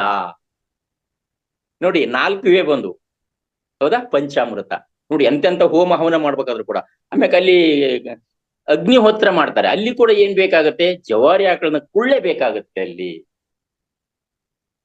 ಸಾಧ್ಯ ಆದ್ರೆ ಜವಾರಿ ಆಕಳದ ತುಪ್ಪ ಅದಕ್ಕೆ ಹಾಕಿದಾಗ ನಮಗೆ ಅಲ್ಲಿ ಒಂದು ಬರ್ತಕ್ಕಂಥ ಫ್ಲೇಮ್ ಅಂತ ಹೇಳ್ತಿರಲ್ಲ, ಅದೊಂದು ಹೊಗೆ ಐತಲ್ಲ, ಅಲ್ಲಿ ವಾತಾವರಣ ಸಂಪೂರ್ಣ ಶುಭ್ರಗೊಳಿಸುತ್ತೆ ಸ್ನೇಹಿತರೆ. ಜೊತೆಗೆ ಅಲ್ಲಿರ್ತಕ್ಕಂಥ ನೆಗೆಟಿವ್ ಎನರ್ಜಿಗಳನ್ನ ದೂರ ಮಾಡುತ್ತೆ, ಎಲ್ಲ ಪಾಸಿಟಿವ್ ಮಯ ಆಗುತ್ತೆ. ಆ ಸ್ಮೆಲ್ ತಗೊಳ್ಳೋದ್ರಿಂದ ನಮಗೊಂದು ಎನರ್ಜಿ ಸಿಗುತ್ತೆ. ನಮ್ಮ ಹಿಂದಿನ ಹಿರಿಯರು ಹೇಳ್ತಾ ಇದ್ರು, ಕ್ಯಾನ್ಸರ್ ಬಂದ್ರೆ ಅವಾಗೆಲ್ಲ ಎತ್ತುಗಳಿಗೆ ಈ ದೀಪಾವಳಿ ನಂತರ ಒಂದು ಅವರೆ ಅಂತ ಬರ್ತಾ ಇತ್ತು.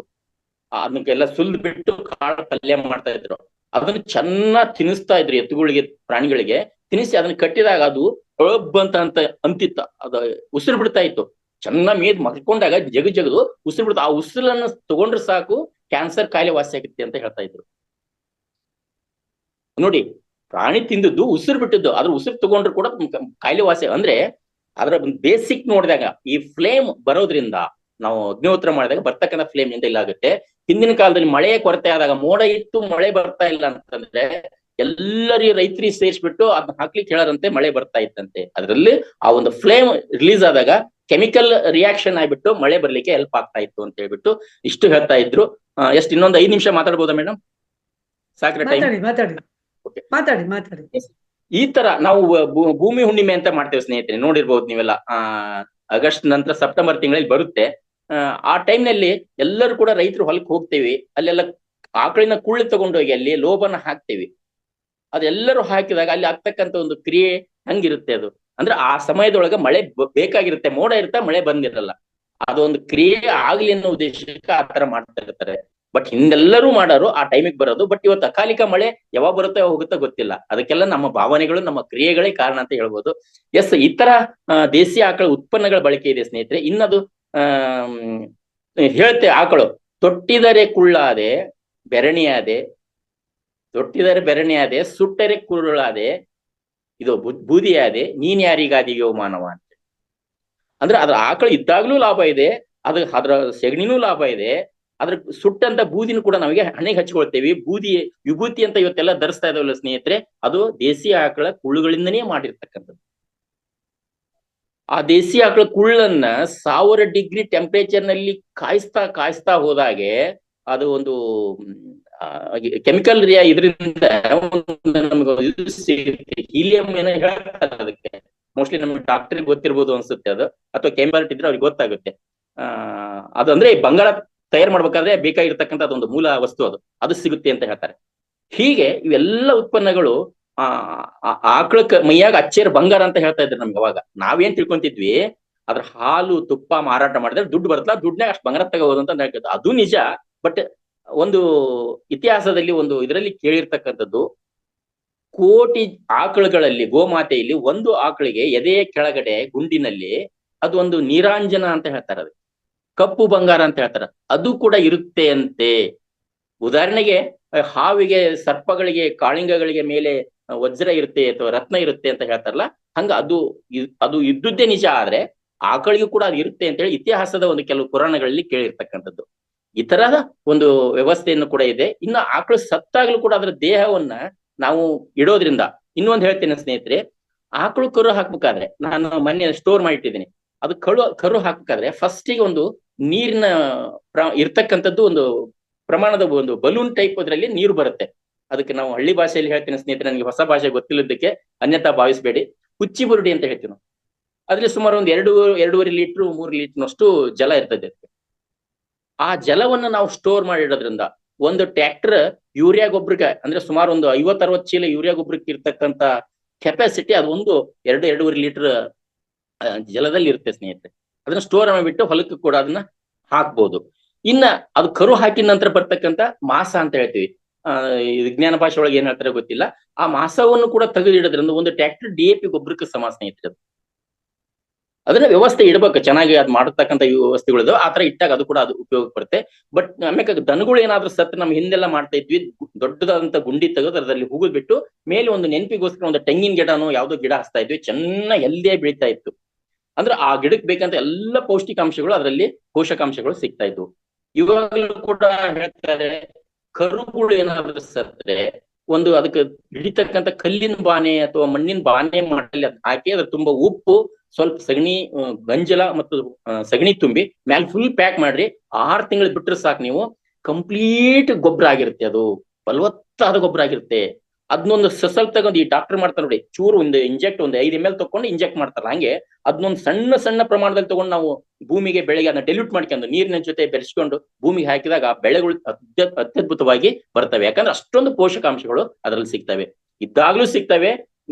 ದೇಸಿ ಆಕಳುಗಳು ಸತ್ತಾಗ್ಲೂ ಕೂಡ ನಮಗೆ ಉತ್ಪನ್ನಗಳನ್ನು ಕೊಡ್ತವೆ ಸ್ನೇಹಿತರೆ. ಈ ತರ ಸುಮಾರು ರೀತಿಯ ಉಪಯೋಗ ಇದೆ ಇತಿಹಾಸದೊಳಗೆ. ಆಮೇಲೆ ಎಷ್ಟೋ ಬಾರಿ ನಮಗೆ ಸಂಕಟ ಬಂದಾಗ, ಅಂದ್ರೆ ನಾನು ಸಾಕಿರ್ತಕ್ಕಂತ ಎತ್ತು ಬೈ ಚಾನ್ಸ್ ಹಿಂಗ್ ಮೇಯಿಸ್ತಾ ಇರ್ಬೇಕಾದ್ರೆ, ಹೋಗ್ತಾ ಇರ್ಬೇಕಾದ್ರೆ ಯಾರಾದ್ರೂ ಬಂದ್ ನನ್ನ ಮೇಲೆ ಹೊಡೆಯಾಕ್ ಬಂದ್ರೆ, ಅಟ್ಯಾಕ್ ಮಾಡಕ್ ಬಂದ್ರೆ, ಬೆನ್ನತ್ತಿ ಅವ್ರನ್ನ ಹೊಡೆದ್ ಹಾಕ್ಬಿಡುತ್ತೆ. ಅಂದ್ರೆ ಅಭಿಮಾನ, ನಾಯಕನ ಮೇಲೆ, ಸಾಹುಕಾರನ ಮೇಲೆ ಇರ್ತಕ್ಕಂಥ ಪ್ರೀತಿ, ಅಭಿಮಾನ. ಯಾಕಂದ್ರೆ ನನ್ಗೆ ಎಷ್ಟೆಲ್ಲ ಅನ್ನ ಕೊಟ್ಟು ಸಾಕಿದಾನೆ, ಅವ್ನ ನಾಲ್ಕು ರಕ್ಷಣೆ ಮಾಡಬಾರ್ದು ಅಂತೇಳಿ. ಯಾಕಂದ್ರೆ ಸಾಕು ಪ್ರಾಣಿಗಳು ಮಾಡ್ತಾ ನೋಡಿ, ನಾಯಿಗಳೆಲ್ಲ ಯಾರಿಗಾರು ಬೇರೆಯವ್ರು ಬಂದ್ರೆ ಬೊಗಳ್ತವೆ, ಅದೇ ಮನೆಯವ್ರು ಬಂದ್ರೆ ಬೊಗಳಲ್ಲ. ಒನ್ ಟೈಮ್ ಬಂದ್ ಹೋದ್ರ ಅಂತ ಬರ್ತಾ ಇದ್ದಂಗೆ ಯಾಕಂತಂದ್ರೆ ಸುಮ್ಮನಾಗತ್ತೆ. ಈ ತರ ಏನಾಗ್ತಾ ಅಂತಂದ್ರೆ, ಪ್ರತಿಯೊಂದು ಪ್ರಾಣಿಯ ಒಂದು ಬಳಕೆ ಕೂಡ ಅಷ್ಟೇ ಇದು ಇದೆ, ಉಪಯೋಗ ಇದೆ. ನಾವು ಅದನ್ನ ತಿಳ್ಕೊಬೇಕಾಗಿದೆ. ಈ ತರ ದೇಸಿ ಆಕಳುಗಳ ಉತ್ಪನ್ನಗಳ ಬಳಕೆ ಭಯಂಕರ ಇದೆ ಸ್ನೇಹಿತರೆ. ಯಾರಿಗಾದ್ರೂ ನೀವು ಅದು ಕಾಡಸಿದ್ದೇಶ್ವರ ಸ್ವಾಮೀಜಿ ಅಂತ ಬರ್ತಾರೆ, ಅವ್ರದ್ದು ಕೆಲವೊಂದಿಷ್ಟು ಬುಕ್ಸ್ ರೆಡಿ ಮಾಡಿದ್ದಾರೆ. ಅವ್ರು ಇವತ್ತು ಎಲ್ಲಾ ವಿದ್ಯೆಗಳನ್ನು ಅಲ್ಲಿ ರೆಡಿ ಮಾಡ್ತಾ ಇದಾರೆ, ದೇಸಿ ಆಕಳ ಉತ್ಪನ್ನ. ಇವಾಗ ನೋಡಿ ಸ್ನೇಹಿತರೆ, ನಾವೆಲ್ಲ ಏನಂತಂದ್ರೆ ತಂದೆ ತಾಯಿಗಳನ್ನ ಸಾಕಾಕ್ ಆಗದೆ ಇದ್ದವ್ರು ಇವತ್ತು ಏನ್ ಮಾಡ್ತಾ ಇದಾರೆ, ಬೇಕಾದಂಗ್ ನೌಕರಿ ಇದ್ದು ದುಡ್ಡಿದ್ರು ಅವ್ರು ಚಾಕ್ರಿ ಮಾಡ್ಬೇಕಲ್ಲ, ಅವ್ರ ಒಂಥರ ಅಸಹ್ಯ ಮಾತಾಡ್ತಾರ, ಗಲೀಜ್ ಮಾಡ್ತಾರ ಅಂತ ಹೇಳ್ಬಿಟ್ಟು ವೃದ್ಧಾಶ್ರಮಕ್ಕೆ ಸೇರಿಸ್ತಾ ಇದಾರೆ. ಅದೇ ತರ ಇವತ್ತು ಜಾಗೃತ ಆಗಿರ್ತಕ್ಕಂಥ ದೇಸಿ ಆಕಳ ಹಾಳಾಗ್ತಾ ಇದೆ ಅಂತಂದಾಗ ಮನಗಂಡು ಕೆಲವೊಂದು ಮಠಾಧೀಶರು ಸರ್ಕಾರಕ್ಕೆ ಮನವಿ ಕೊಟ್ಟಾಗ ಅಲ್ಲಲ್ಲೇ ಆಕಳ ಒಂದು ಗೋಶಾಲೆ ಅಂತ ನಿರ್ಮಾಣ ಮಾಡಿದ್ದಾರೆ. ಆ ಗೋಶಾಲೆಯಲ್ಲಿ ಕೇವಲ ಈ ದೇಸಿ ಆಕಳುಗಳ ಎಲ್ಲಾ ಜಾತಿಯ ಆಕಳುಗಳನ್ನಲ್ಲಿ ಸಾಕಿ ಸಲುವಿದ್ದಾರೆ. ಅದರ ಪ್ರತಿಯೊಂದು ಉತ್ಪನ್ನಗಳನ್ನ ಇವತ್ತು ವಿದೇಶಕ್ಕೆ ಮಾರಾಟ ಮಾಡ್ತಾ ಇದಾರೆ. ಅದರ ರಿಸರ್ಚ್ ಅಂದ್ರೆ ಗಂಜಲವನ್ನು ಹಿಡಿದು ಸ್ಟೋರ್ ಮಾಡಿ ಮಾರಾಟ ಆಗ್ತಾ ಇದೆ. ಅದ್ರ ಸಗಣಿ ಮಾರಾಟ ಆಗ್ತಾ ಇದೆ. ಅದೇ ಹಾಲು, ಮೊಸರು, ತುಪ್ಪ ಎಲ್ಲವೂ ಕೂಡ ಉತ್ಪನ್ನಗಳು ಮಾರಾಟ ಆಗ್ತದೆ. ಇವತ್ತು ಅಷ್ಟೇ ಅಲ್ಲ, ಮುಂದುವರೆದು ಆ ದೇಸಿ ಆಕಳ ಸಗಣಿಯಲ್ಲಿ ಅತ್ಯದ್ಭುತವಾಗಿರ್ತಕ್ಕಂಥ ಮೂರ್ತಿಗಳನ್ನು ಮಾಡ್ತಾ ಇದಾರೆ, ದೇವರ ಮೂರ್ತಿಗಳನ್ನ. ಅದೆಲ್ಲ ಪೂಜೆಗೆ ಅರ್ಹರಾಗ್ತಾ ಇದಾವೆ. ಆತರ ಸಾಂಬ್ರಾಣಿಗಳನ್ನು, ಊದುಬತ್ತಿಗಳನ್ನು ಇವೆಲ್ಲ ತರ ತಯಾರಾಗ್ತಕ್ಕಂಥದ್ದು ದೇಸಿ ಆಕಳ ಉತ್ಪನ್ನಗಳಿಂದ. ಇನ್ನು ಮುಂದುವರೆದು ಕೆಲವು ಕಡೆ ಕುಂಕುಮ ಭಾಂಡಾರ ತಯಾರು ಮಾಡ್ಬೇಕಾದ್ರೆ ಅದರ ಉತ್ಪನ್ನ ಬೇಕಾಗುತ್ತೆ ಸ್ನೇಹಿತರೆ. ಈ ತರ ಸುಮಾರು ರೀತಿಯಲ್ಲಿ ಆಕಳ ಉತ್ಪನ್ನಗಳು ನಮಗೆ ಬಳಸ್ತಾ ಇದಾವೆ. ಅದು ತಿಳ್ಕೊಂಡ್ ಬಳಸಿದಾಗ, ಪೂಜ್ಯನೀಯ ಭಾವನೆಯಿಂದ ನಾವು ಬಳಸಿದಾಗ ನಮ್ಮ ಆತ್ಮಕ್ಕೂ ಖುಷಿ ಆಗತ್ತೆ, ಕೊಟ್ಟಿರ್ತಕ್ಕಂಥ ಭಗವಂತಗೂ ಖುಷಿ ಆಗತ್ತೆ, ಆ ಸೇವೆಯನ್ನು ಮಾಡಿರ್ತಕ್ಕಂಥ ಹಸುಗೂ ಕೂಡ ತೃಪ್ತಿ ಪಡುತ್ತೆ. ನಮ್ಮ ಮನುಷ್ಯನಿಗೆ ಆಸರೆ ಆದ್ನಪ್ಪ, ನನ್ ಜನ್ಮ ಸಾರ್ಥಕ ಆಯ್ತು ಅಂತ ಹೇಳ್ತಾರ. ಇಷ್ಟು ಮೂಲಕ್ಕೂ ಹೋಗಿ ಸೂಕ್ಷ್ಮವಾಗಿ ತಿಳ್ಕೊಳ್ಳೋದಂತಾಗ ನಮಗೆ ಇನ್ನೂ ಹಲವಾರು ವಿಷಯಗಳಿದಾವೆ ಸ್ನೇಹಿತರೆ. ಇಷ್ಟೆಲ್ಲ ಇದ್ದಾಗ ಕ್ರೂರತ್ವ ಬೆಳೆದ್ಬಿಟ್ಟು ಇವತ್ತು ಅಂತ ಹಸುವನ್ನೇ ಕಟ್ ಮಾಡಿ ಕತ್ತರಿಸಿ ಆಹಾ ಗೋಂದ್ಯಾ ತಿನ್ನಂಗ ಹುಡುಗಿ ತಿಂತಾರಲ್ಲ, ಇದು ಏನ್ ಹೇಳ್ಬೇಕು ಸ್ನೇಹಿತರೆ? ಅದಕ್ಕೆ ನೋವು ಅನ್ಸುತ್ತೆ, ವ್ಯಥೆ ಪಡ್ಬೇಕು ಅನ್ಸುತ್ತೆ, ಒಂದ್ಸರಿ ಶಾಪ ಕೊಟ್ಬಿಡ್ಬೇಕು ಅನ್ಸುತ್ತೆ. ನಾವು ನಿಸ್ಸಹಾಯಕರು, ಆದ್ರೆ ಸಾಧ್ಯ ಇದೆ. ಪತ್ರಿಜಿಯವರು ಕೊಟ್ಟಿರ್ತಕ್ಕಂಥ ಈ ಧ್ಯಾನ ಮಾರ್ಗದಿಂದ ನಾವೆಲ್ಲರೂ ಗ್ರೂಪ್ ಮೆಡಿಟೇಷನ್ ಮಾಡ್ಬಿಟ್ಟು, ಭಗವಂತ ನಮಗೆ ಆಶೀರ್ವಾದ ಮಾಡು, ಸಸ್ಯ ಸಂಕುಲವನ್ನು ರಕ್ಷಣೆ ಮಾಡು, ಜೀವ ಸಂಕುಲವನ್ನು ರಕ್ಷಣೆ ಮಾಡು, ನಮಗೂ ಮೋಕ್ಷ ಕೊಡು, ನೆಮ್ಮದಿ ಕೊಡು, ತೃಪ್ತಿ ಕೊಡು ಅಂತೇಳಿ ಭಗವಂತನಲ್ಲಿ ಧನ್ಯತಾ ಭಾವನೆಯಿಂದ ನಾವು ಕೃತಜ್ಞತೆಯಿಂದ ನಾವು ಬೇಡಿಕೊಂಡಾಗ ಆ ಭಗವಂತ ಪಾಲಿಸ್ತಾನಂತ 100ಕ್ಕೆ 100 ನಂಗೆ ಭರವಸೆ ಇದೆ ಸ್ನೇಹಿತರೆ. ಏನೋ ಎರಡರ ತೊಡರು ಮಾತುಗಳನ್ನ ಆಡಿದ್ದೀನಿ. ಹಳ್ಳಿಯ ಹುಡುಗ, ಜಾಸ್ತಿ ಕಲಿತವನಲ್ಲ, ಹೆಚ್ಚಿನ ಪದಗಳ ಬಳಕೆಯನ್ನು ಗೊತ್ತಿಲ್ಲ. ಏನಾದ್ರೂ ತಪ್ಪಿದ್ರೆ ದಯವಿಟ್ಟು ಕ್ಷಮಿಸ್ತಾ ನನ್ನ ಮಾತುಗಳನ್ನು ತಮ್ಮ ಅವಗಾಹನೆಗೆ ತರ್ತಾ ಇದ್ದೇನೆ. ಧನ್ಯವಾದಗಳು ಅವಕಾಶ ಕೊಟ್ಟದ್ದಕ್ಕಾಗಿ. ಮಹಾವತಾರ್ ಫೌಂಡೇಶನ್ಗೂ ತಮ್ಮೆಲ್ಲರೂ ಕೂಡ ವಂದನೆಗಳು. ಹಳ್ಳಿಯ ಜ್ಞಾನದ ಹುಡುಗ ಅಂತ ಹೇಳಿದ್ರೆ ತಪ್ಪಾಗಲ್ಲ ಅಂತ ಅನ್ಕೋತೀನಿ ನಿಗೌಡ್ರೆ. ತುಂಬಾ ಅದ್ಭುತವಾಗಿ ಹೇಳಿದ್ರೆ. ನೋಡಿ, ಮಲ್ಲಪ್ಪ ನಾಯಕರು ಹೌದು ಅಂತ ಇದ್ದಾರೆ. Very nice. ತುಂಬಾ ಚೆನ್ನಾಗಿ ಹೇಳಿದ್ರಿ. ನಂಗೆ ಬಹಳ ಇಷ್ಟವಾಗಿದ್ದು ಏನಂದ್ರೆ ವಿಭೂತಿ ಹೇಗ್ ಮಾಡ್ತೀವಿ ಅನ್ನೋದ್ರ ಬಗ್ಗೆನೇ ತುಂಬಾ ಜನಕ್ಕೆ ಗೊತ್ತಿಲ್ಲ. ಯಾವ ರೀತಿ ಕೆಲವರು ಹೇಳ್ತಾ ಇದ್ರು, ವಿಭೂತಿ ಹೇಗ್ ಮಾಡ್ತಾರೆ ಗೊತ್ತಾ? ಸತ್ತೋದ್ಮೇಲೆ ಆ ಶವದ್ದು ಸುಟ್ಟ ಮೇಲೆ ಇರುತ್ತಲ್ಲ ಬೂದಿ, ಅದನ್ನೇ ವಿಭೂತಿ ಅಂತ. ಖಂಡಿತ ಅಲ್ಲ. ನಮ್ಮ ಸಣ್ಣಗೌಡ್ರು ಹೇಳ್ದಂಗೆ ದೇಸಿ ಆಕಳ ಒಂದು ಹಸುವಿನ ಸಗಣಿನ ತಗೊಂಬಂದು ಬೆರಣಿ ತಟ್ಟಿ ಅದನ್ನ ಬಿಸಿಲಲ್ಲಿ ಒಣಗಿಸ್ಬೇಕು. ಆಮೇಲೆ ಅದನ್ನ ಚೆನ್ನಾಗಿ ಹೊತ್ತಿಸ್ಬಿಟ್ಟು ಅದನ್ನು ಬೂದಿ ಮಾಡಬೇಕು. ಬೂದಿ ಮಾಡಿ ನೀರಿನಲ್ಲಿ ಕಲಸಿ ಹತ್ತಿ ನೂಲು ಇರುತ್ತಲ್ಲ, ಆ ನೂಲಿನ ಬಟ್ಟೆಯಲ್ಲಿ ಸೋಸ್ಕೋಬೇಕು. ಸೋಸ್ಕೊಂಡಿದ ನಂತರ ಆ ಬೂದಿ ತಳದಲ್ಲಿ ನಿಲ್ಲುತ್ತಲ್ಲ, ನಿಂತ ಮೇಲೆ ನೀರನ್ನು ಹಾಕಿ ಕಲಸಿ ಅದೇ ಬಟ್ಟೆಯಿಂದ 7 ಬಾರಿ ಅದನ್ನ ಸೋಸ್ಬೇಕಂತೆ. ಆ ಸೋಸಿ ಬಂದ ಮೇಲೆ ಬರೋಂಥ ಒಂದು ಪುಡಿ ಏನಿರುತ್ತೆ ಅದನ್ನ ಚಿಕ್ಕ ಒಂದು ಉಂಡೆಗಳನ್ನ ಮಾಡಿಕೊಂಡು ಅದನ್ನ ಒಣಗಿಸಿ ಅದನ್ನ ವಿಭೂತಿ ಅಂತ ಮಾಡ್ತಾರೆ. ಇದು ನಮ್ಮ ದೇಶದ ಹೆಮ್ಮೆ ಅಂತ ಹೇಳ್ಕೊಳ್ಳೋದಕ್ಕೆ ಬಹಳ ಸಂತೋಷ ಆಗತ್ತೆ. ನಮ್ಮ ದೇಶದ ಸಂಸ್ಕೃತಿಯಲ್ಲಿ ಪೂಜ್ಯನೀಯ ಭಾವವನ್ನು ನಾವು ಕೊಡುವಂಥದ್ದು ನಮ್ಮ ಹಸು, ನಮ್ಮ ದನ. ಸೊ ಅಷ್ಟರ ಮಟ್ಟಿಗೆ ನಾವು ಪೂಜೆ ಮಾಡ್ತೀವಿ. ಸರ್ ಹೇಳ್ದಂಗೆ ನಾವೆಲ್ಲರನ್ನು ಏನ್ ಮಾಡ್ತೀವಿ ಅಂತಂದ್ರೆ, ಒಂದು ಮನೆ ಗೃಹ ಪ್ರವೇಶ ಆಯ್ತು ಅಂತಂದ್ರೆ ಬೇರೆ ಇನ್ಯಾವ ಏನು ಹುಲಿನ ಕರ್ಕೊಂಬರ್ತೀವ, ಸಿಂಹನ ಕರ್ಕೊಂಬರ್ತೀವ, ಹಸುನ ಕರ್ಕೊಂಬರ್ತೀವಿ. ಮನೆಯಲ್ಲಿ ಹೊಸ್ಲು ದಾಟಬೇಕು ನಮ್ಗೆ ಹಸು ಅಂತ. ಹಸು ಇಲ್ಲ ಅಂದ್ರೆ ಸಪೋಸ್ ಹಸುನ ಕರ್ಕೊಂಬರಕ್ಕಾಗಲ್ಲ ಅಲ್ಲಿ ಈ ಅಪಾರ್ಟ್ಮೆಂಟ್ಸ್ಗಳಲ್ಲಿ. ಅಂತ ಟೈಮಲ್ಲಿ ನಮ್ಮನೆ ಗೃಹ ಪ್ರವೇಶ ಆದಾಗ ಕೂಡ ತುಂಬಾ ಮೇಲ್ಗಡೆ ಫ್ಲೋರು ಬರಕ್ಕಾಗ್ಲಿಲ್ಲ ಅನ್ನೋ ಕಾರಣಕ್ಕೆ ಲಿಫ್ಟಲ್ಲೂ ಬರಲಿಲ್ಲ. ದೊಡ್ಡ ಹಸು ಅಲ್ಲಿಗೆ ಸೇರ್ಕೊಳಕ್ ಆಗ್ಲಿಲ್ಲ ಅನ್ಬಿಟ್ಟು ಅದರ ಮರಿ, ಚಿಕ್ಕ ಮರಿ ಏನಲ್ಲ, ದೊಡ್ಡದೇ, ಅದನ್ನ ಕರ್ಕೊಂಬಂದು ನಮ್ಮ ಮನೆ ಒಳಗಡೆ ಎಲ್ಲ ಕರ್ಕೊಂಡೋಗಿ ಅಡುಗೆ ಮನೆ ಒಳಗೆಲ್ಲ ಕರ್ಕೊಂಡೋಗಿ ಬಂದ್ರೆ ಅದ್ ನಿಜಾಲಿ ಎಷ್ಟು ಆನಂದ ಅಂದ್ರೆ. ನಮ್ಮ ಸಂಸ್ಕೃತಿ ಇರೋದೇ ಹಾಗೆ.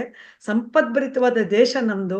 ಬರೀ ನಮ್ಮ ಸಂಸ್ಕೃತಿ ಅಂತೂ ಅದ್ಭುತ ಅಂದ್ರೆ ಅದ್ಭುತ. ಈಗ ಸಣ್ಣಗೌಡ್ರು ಏನು ಹೇಳಿದ್ರು, ಇಂಥ ಒಂದು ಸಾಕಷ್ಟು ವಿಷಯಗಳು ನಮಗೆ ಗೊತ್ತೇ ಇಲ್ಲ ಸ್ನೇಹಿತರೆ. ಇವೆಲ್ಲವನ್ನು ನಾವು ತಿಳ್ಕೋಬೇಕು. ಇದು ಮುಂದುವರೆದ ಭಾಗವನ್ನಾಗಿ ಮಾಡೋಣ ಸಣ್ಣಗೌಡ್ರೆ.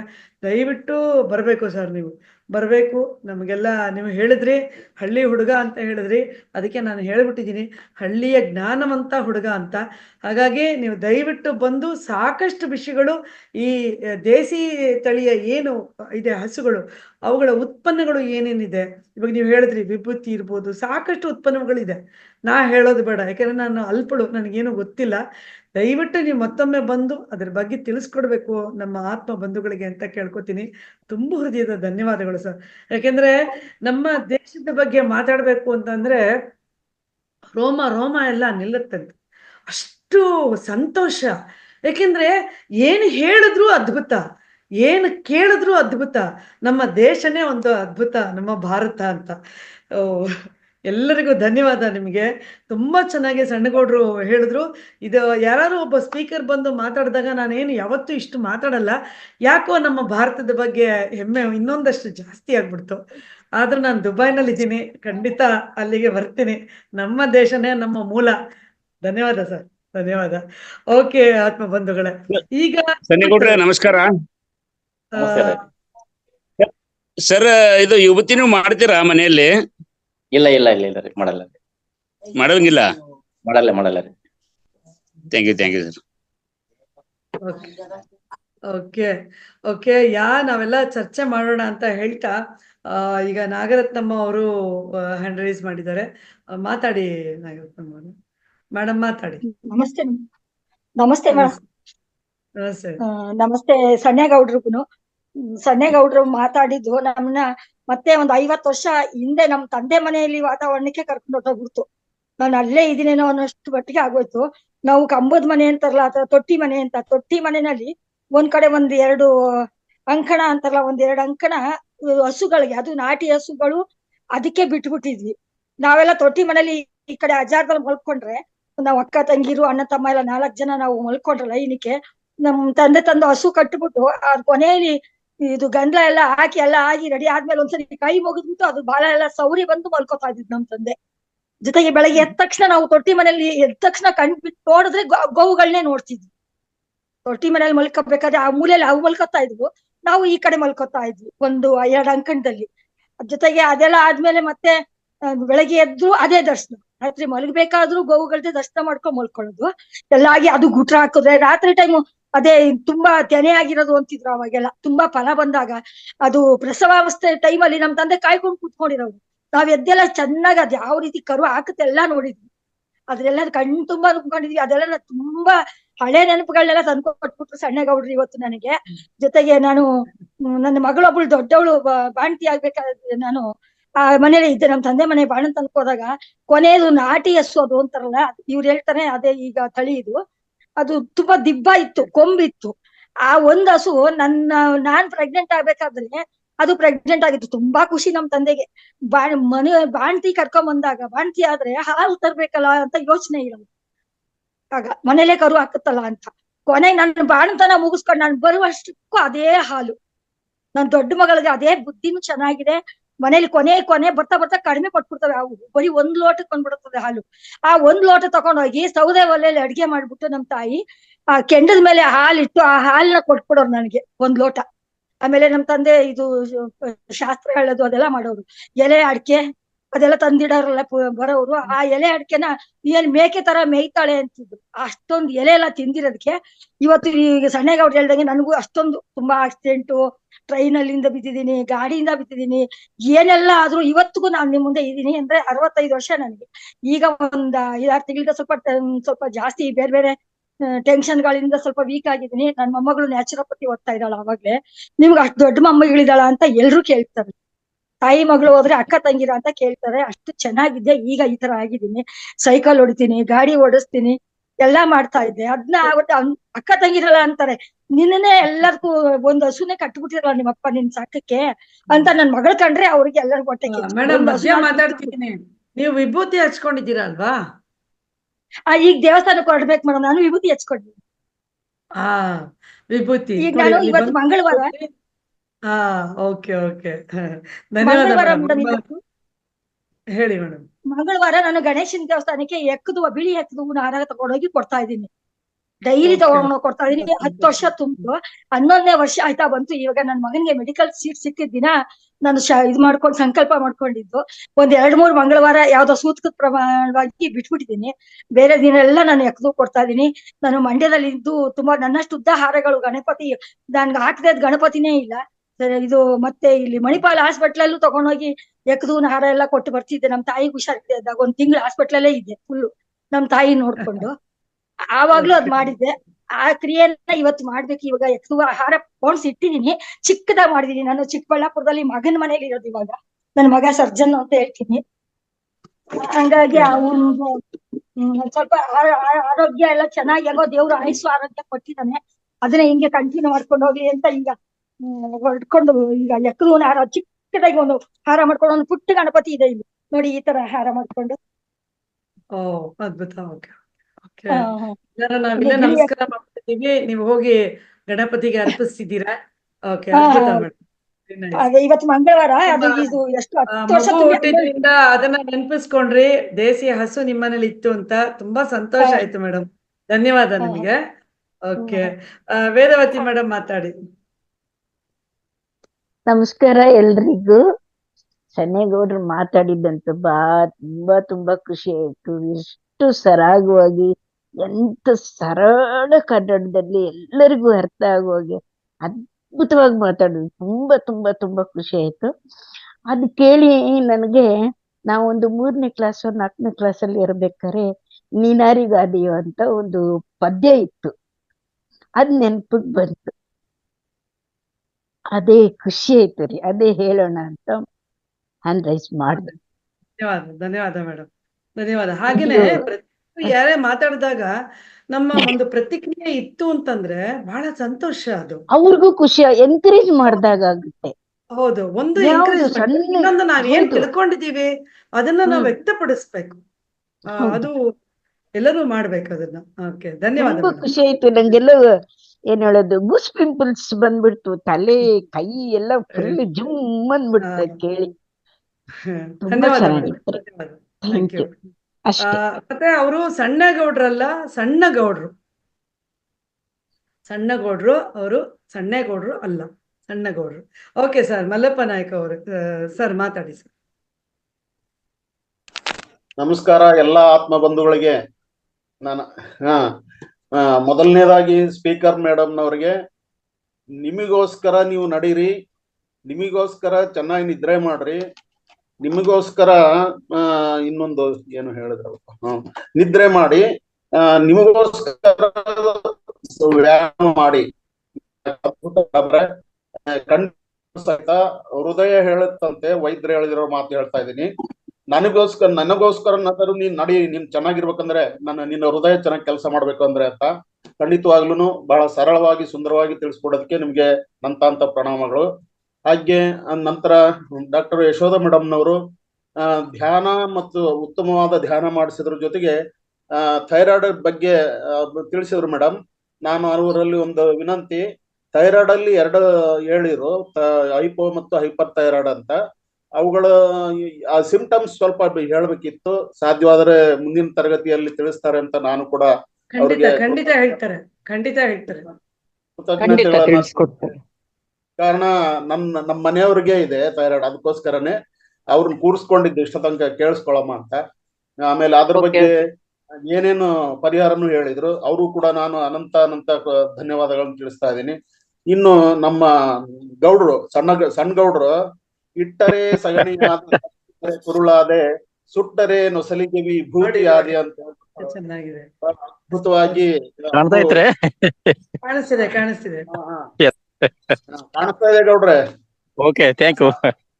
ಹಾಗಾಗಿ ನೀನ್ ಆರಿಗಾದೆಯೋ ಎಲೆಮಾನವ ಅಂತ ಅವರ ನೈಜ ಅವರು ಸರಳ ಉತ್ತರ ಕನ್ನಡದ ಭಾಷೆಯಲ್ಲಿ ಅದ್ಭುತವಾಗಿ ಅವರು ಗೋವಿನ ಉತ್ಪನ್ನಗಳ ಬಗ್ಗೆ ಅವರು ಕೂಡ ಎಲ್ಲರಿಗೂ ತಿಳಿಸ್ಕೊಟ್ಟಿರು. ಹಾಗಾಗಿ ಗೌಡ್ರೆ, ನಿಮ್ಮಲ್ಲಿ ಒಂದು ಪ್ರಶ್ನೆ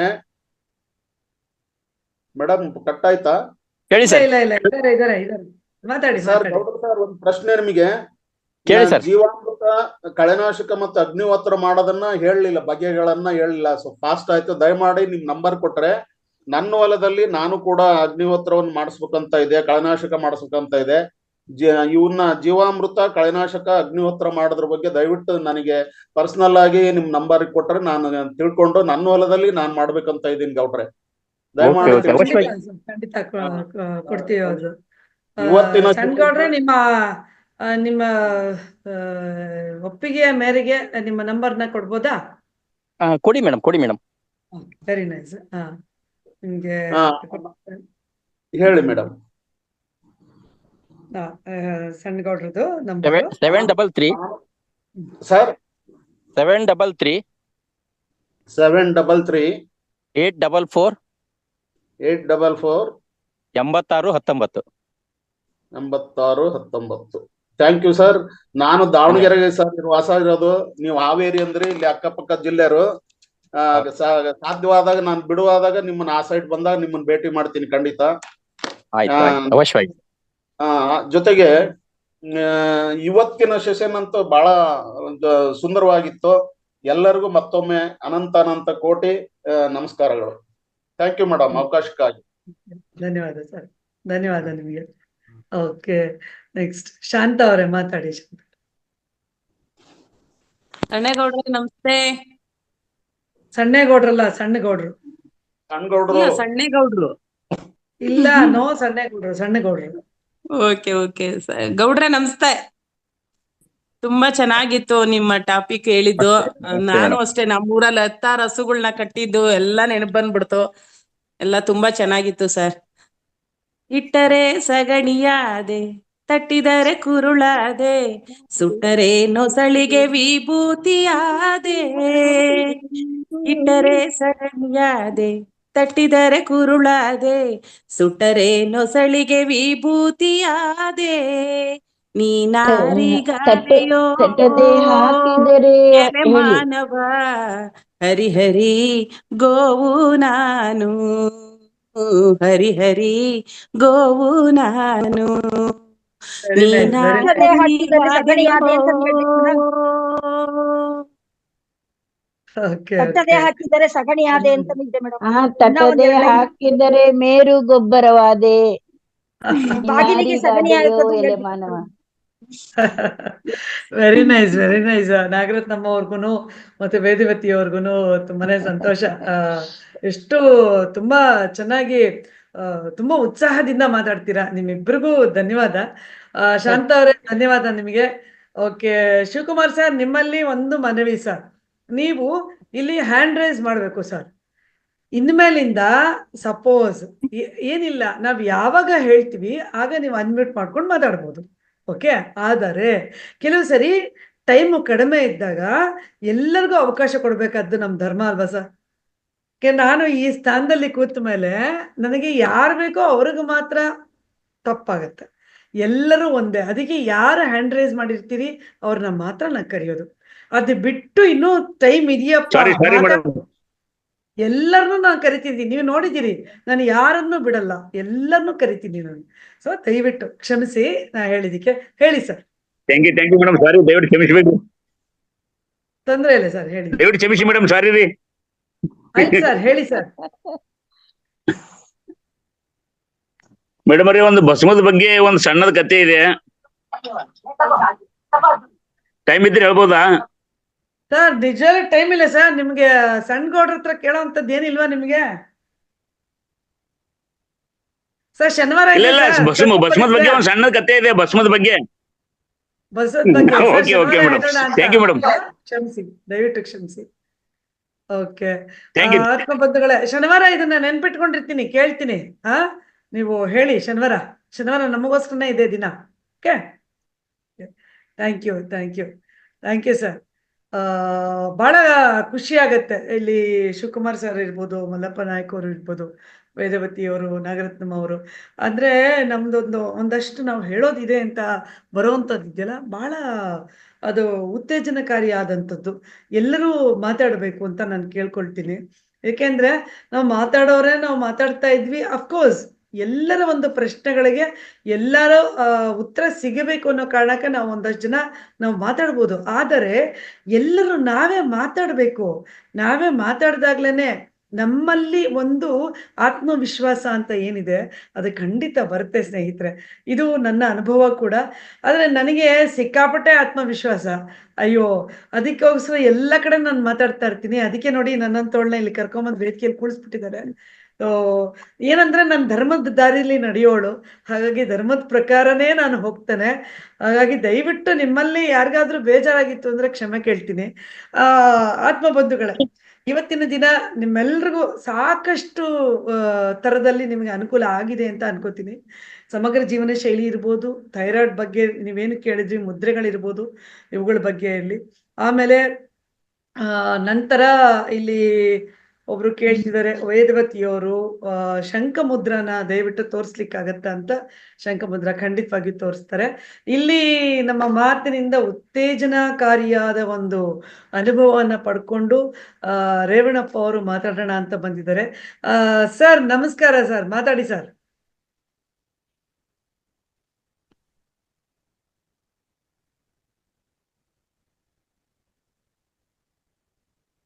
ಹಾ ಮೇಡಮ್ ನಮಸ್ಕಾರ. ನಮಸ್ಕಾರ ಸರ್. ನಮಸ್ತೆ ಸರ್. ಅನ್ಮ್ಯೂಟ್ ಆಗಿದೆ, ಅನ್ಮ್ಯೂಟ್ ಆಗಿದೆ ಮೇಡಮ್.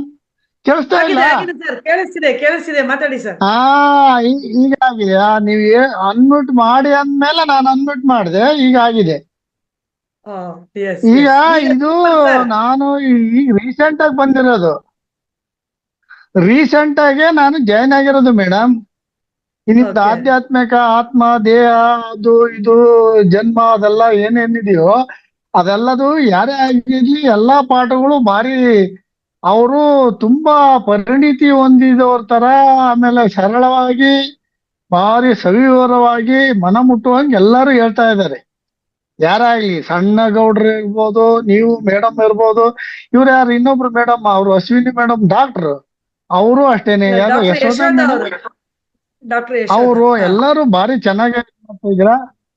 ಯಶೋಧ ಮೇಡಮ್ ಅವರು ಭಾರಿ ಭಾರಿ ಎಲ್ಲರೂ ಚೆನ್ನಾಗಿ ಅತ್ಯುತ್ತಮ ರೀತಿಯಲ್ಲಿ ಹೇಳ್ತಾ ಇದ್ದೀರಾ, ಮಾಡ್ಕೊಡ್ತಾ ಇದ್ದೀರಾ, ನಡ್ಸ್ಕೊಡ್ತಾ ಇದ್ದೀರಾ.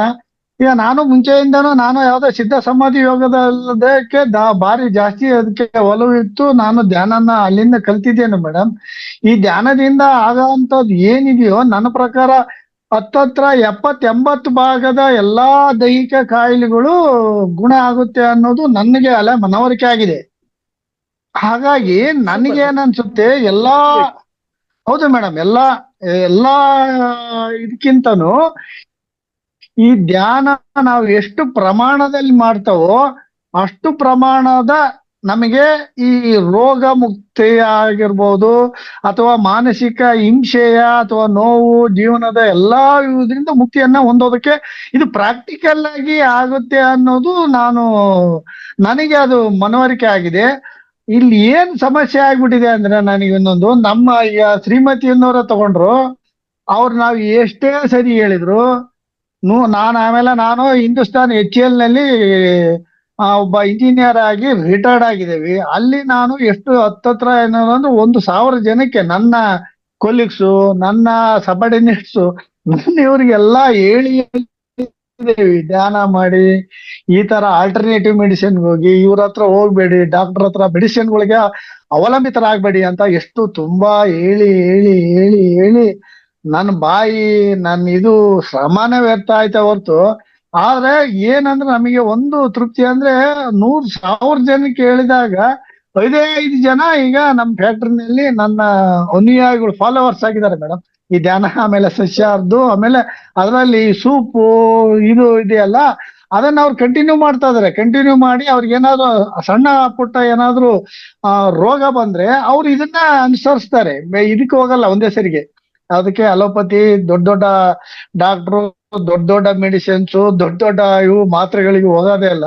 ಸೊ ಇವನ್ನ 5 ಜನನಾದ್ರೂ ಆಗಿದಾರಲ್ಲ ಅನ್ನೋದು ನನಗೆ ತೃಪ್ತಿ. ಅದ್ರ ಜೊತೆಗೆ ನೋಡಿ, ನಮ್ಮ ಮೇಡಮ್ ಏನೇ ಹೇಳಿದ್ರು ಇನ್ನೂ ಹತ್ರ ಬರ್ತಾನೆ ಇಲ್ಲ. ಸೊ ಹಾಗಾಗಿ ನನಗೆ ಏನ್ ಅನ್ಸುತ್ತೆ ಅಂದ್ರೆ, ಎಲ್ಲರಿಗೂ ಹೇಳ್ಬೇಕು ಅಂತ. ಕರ್ಕೊಂಬನ್ನಿ ಸರ್, ಅವ್ರನ್ನ ಒಂದ್ ಕೆಲ್ಸ ಮಾಡಿ, ಶನಿವಾರ ಫಸ್ಟ್ ಕರ್ಕೊಂಬನ್ನಿ.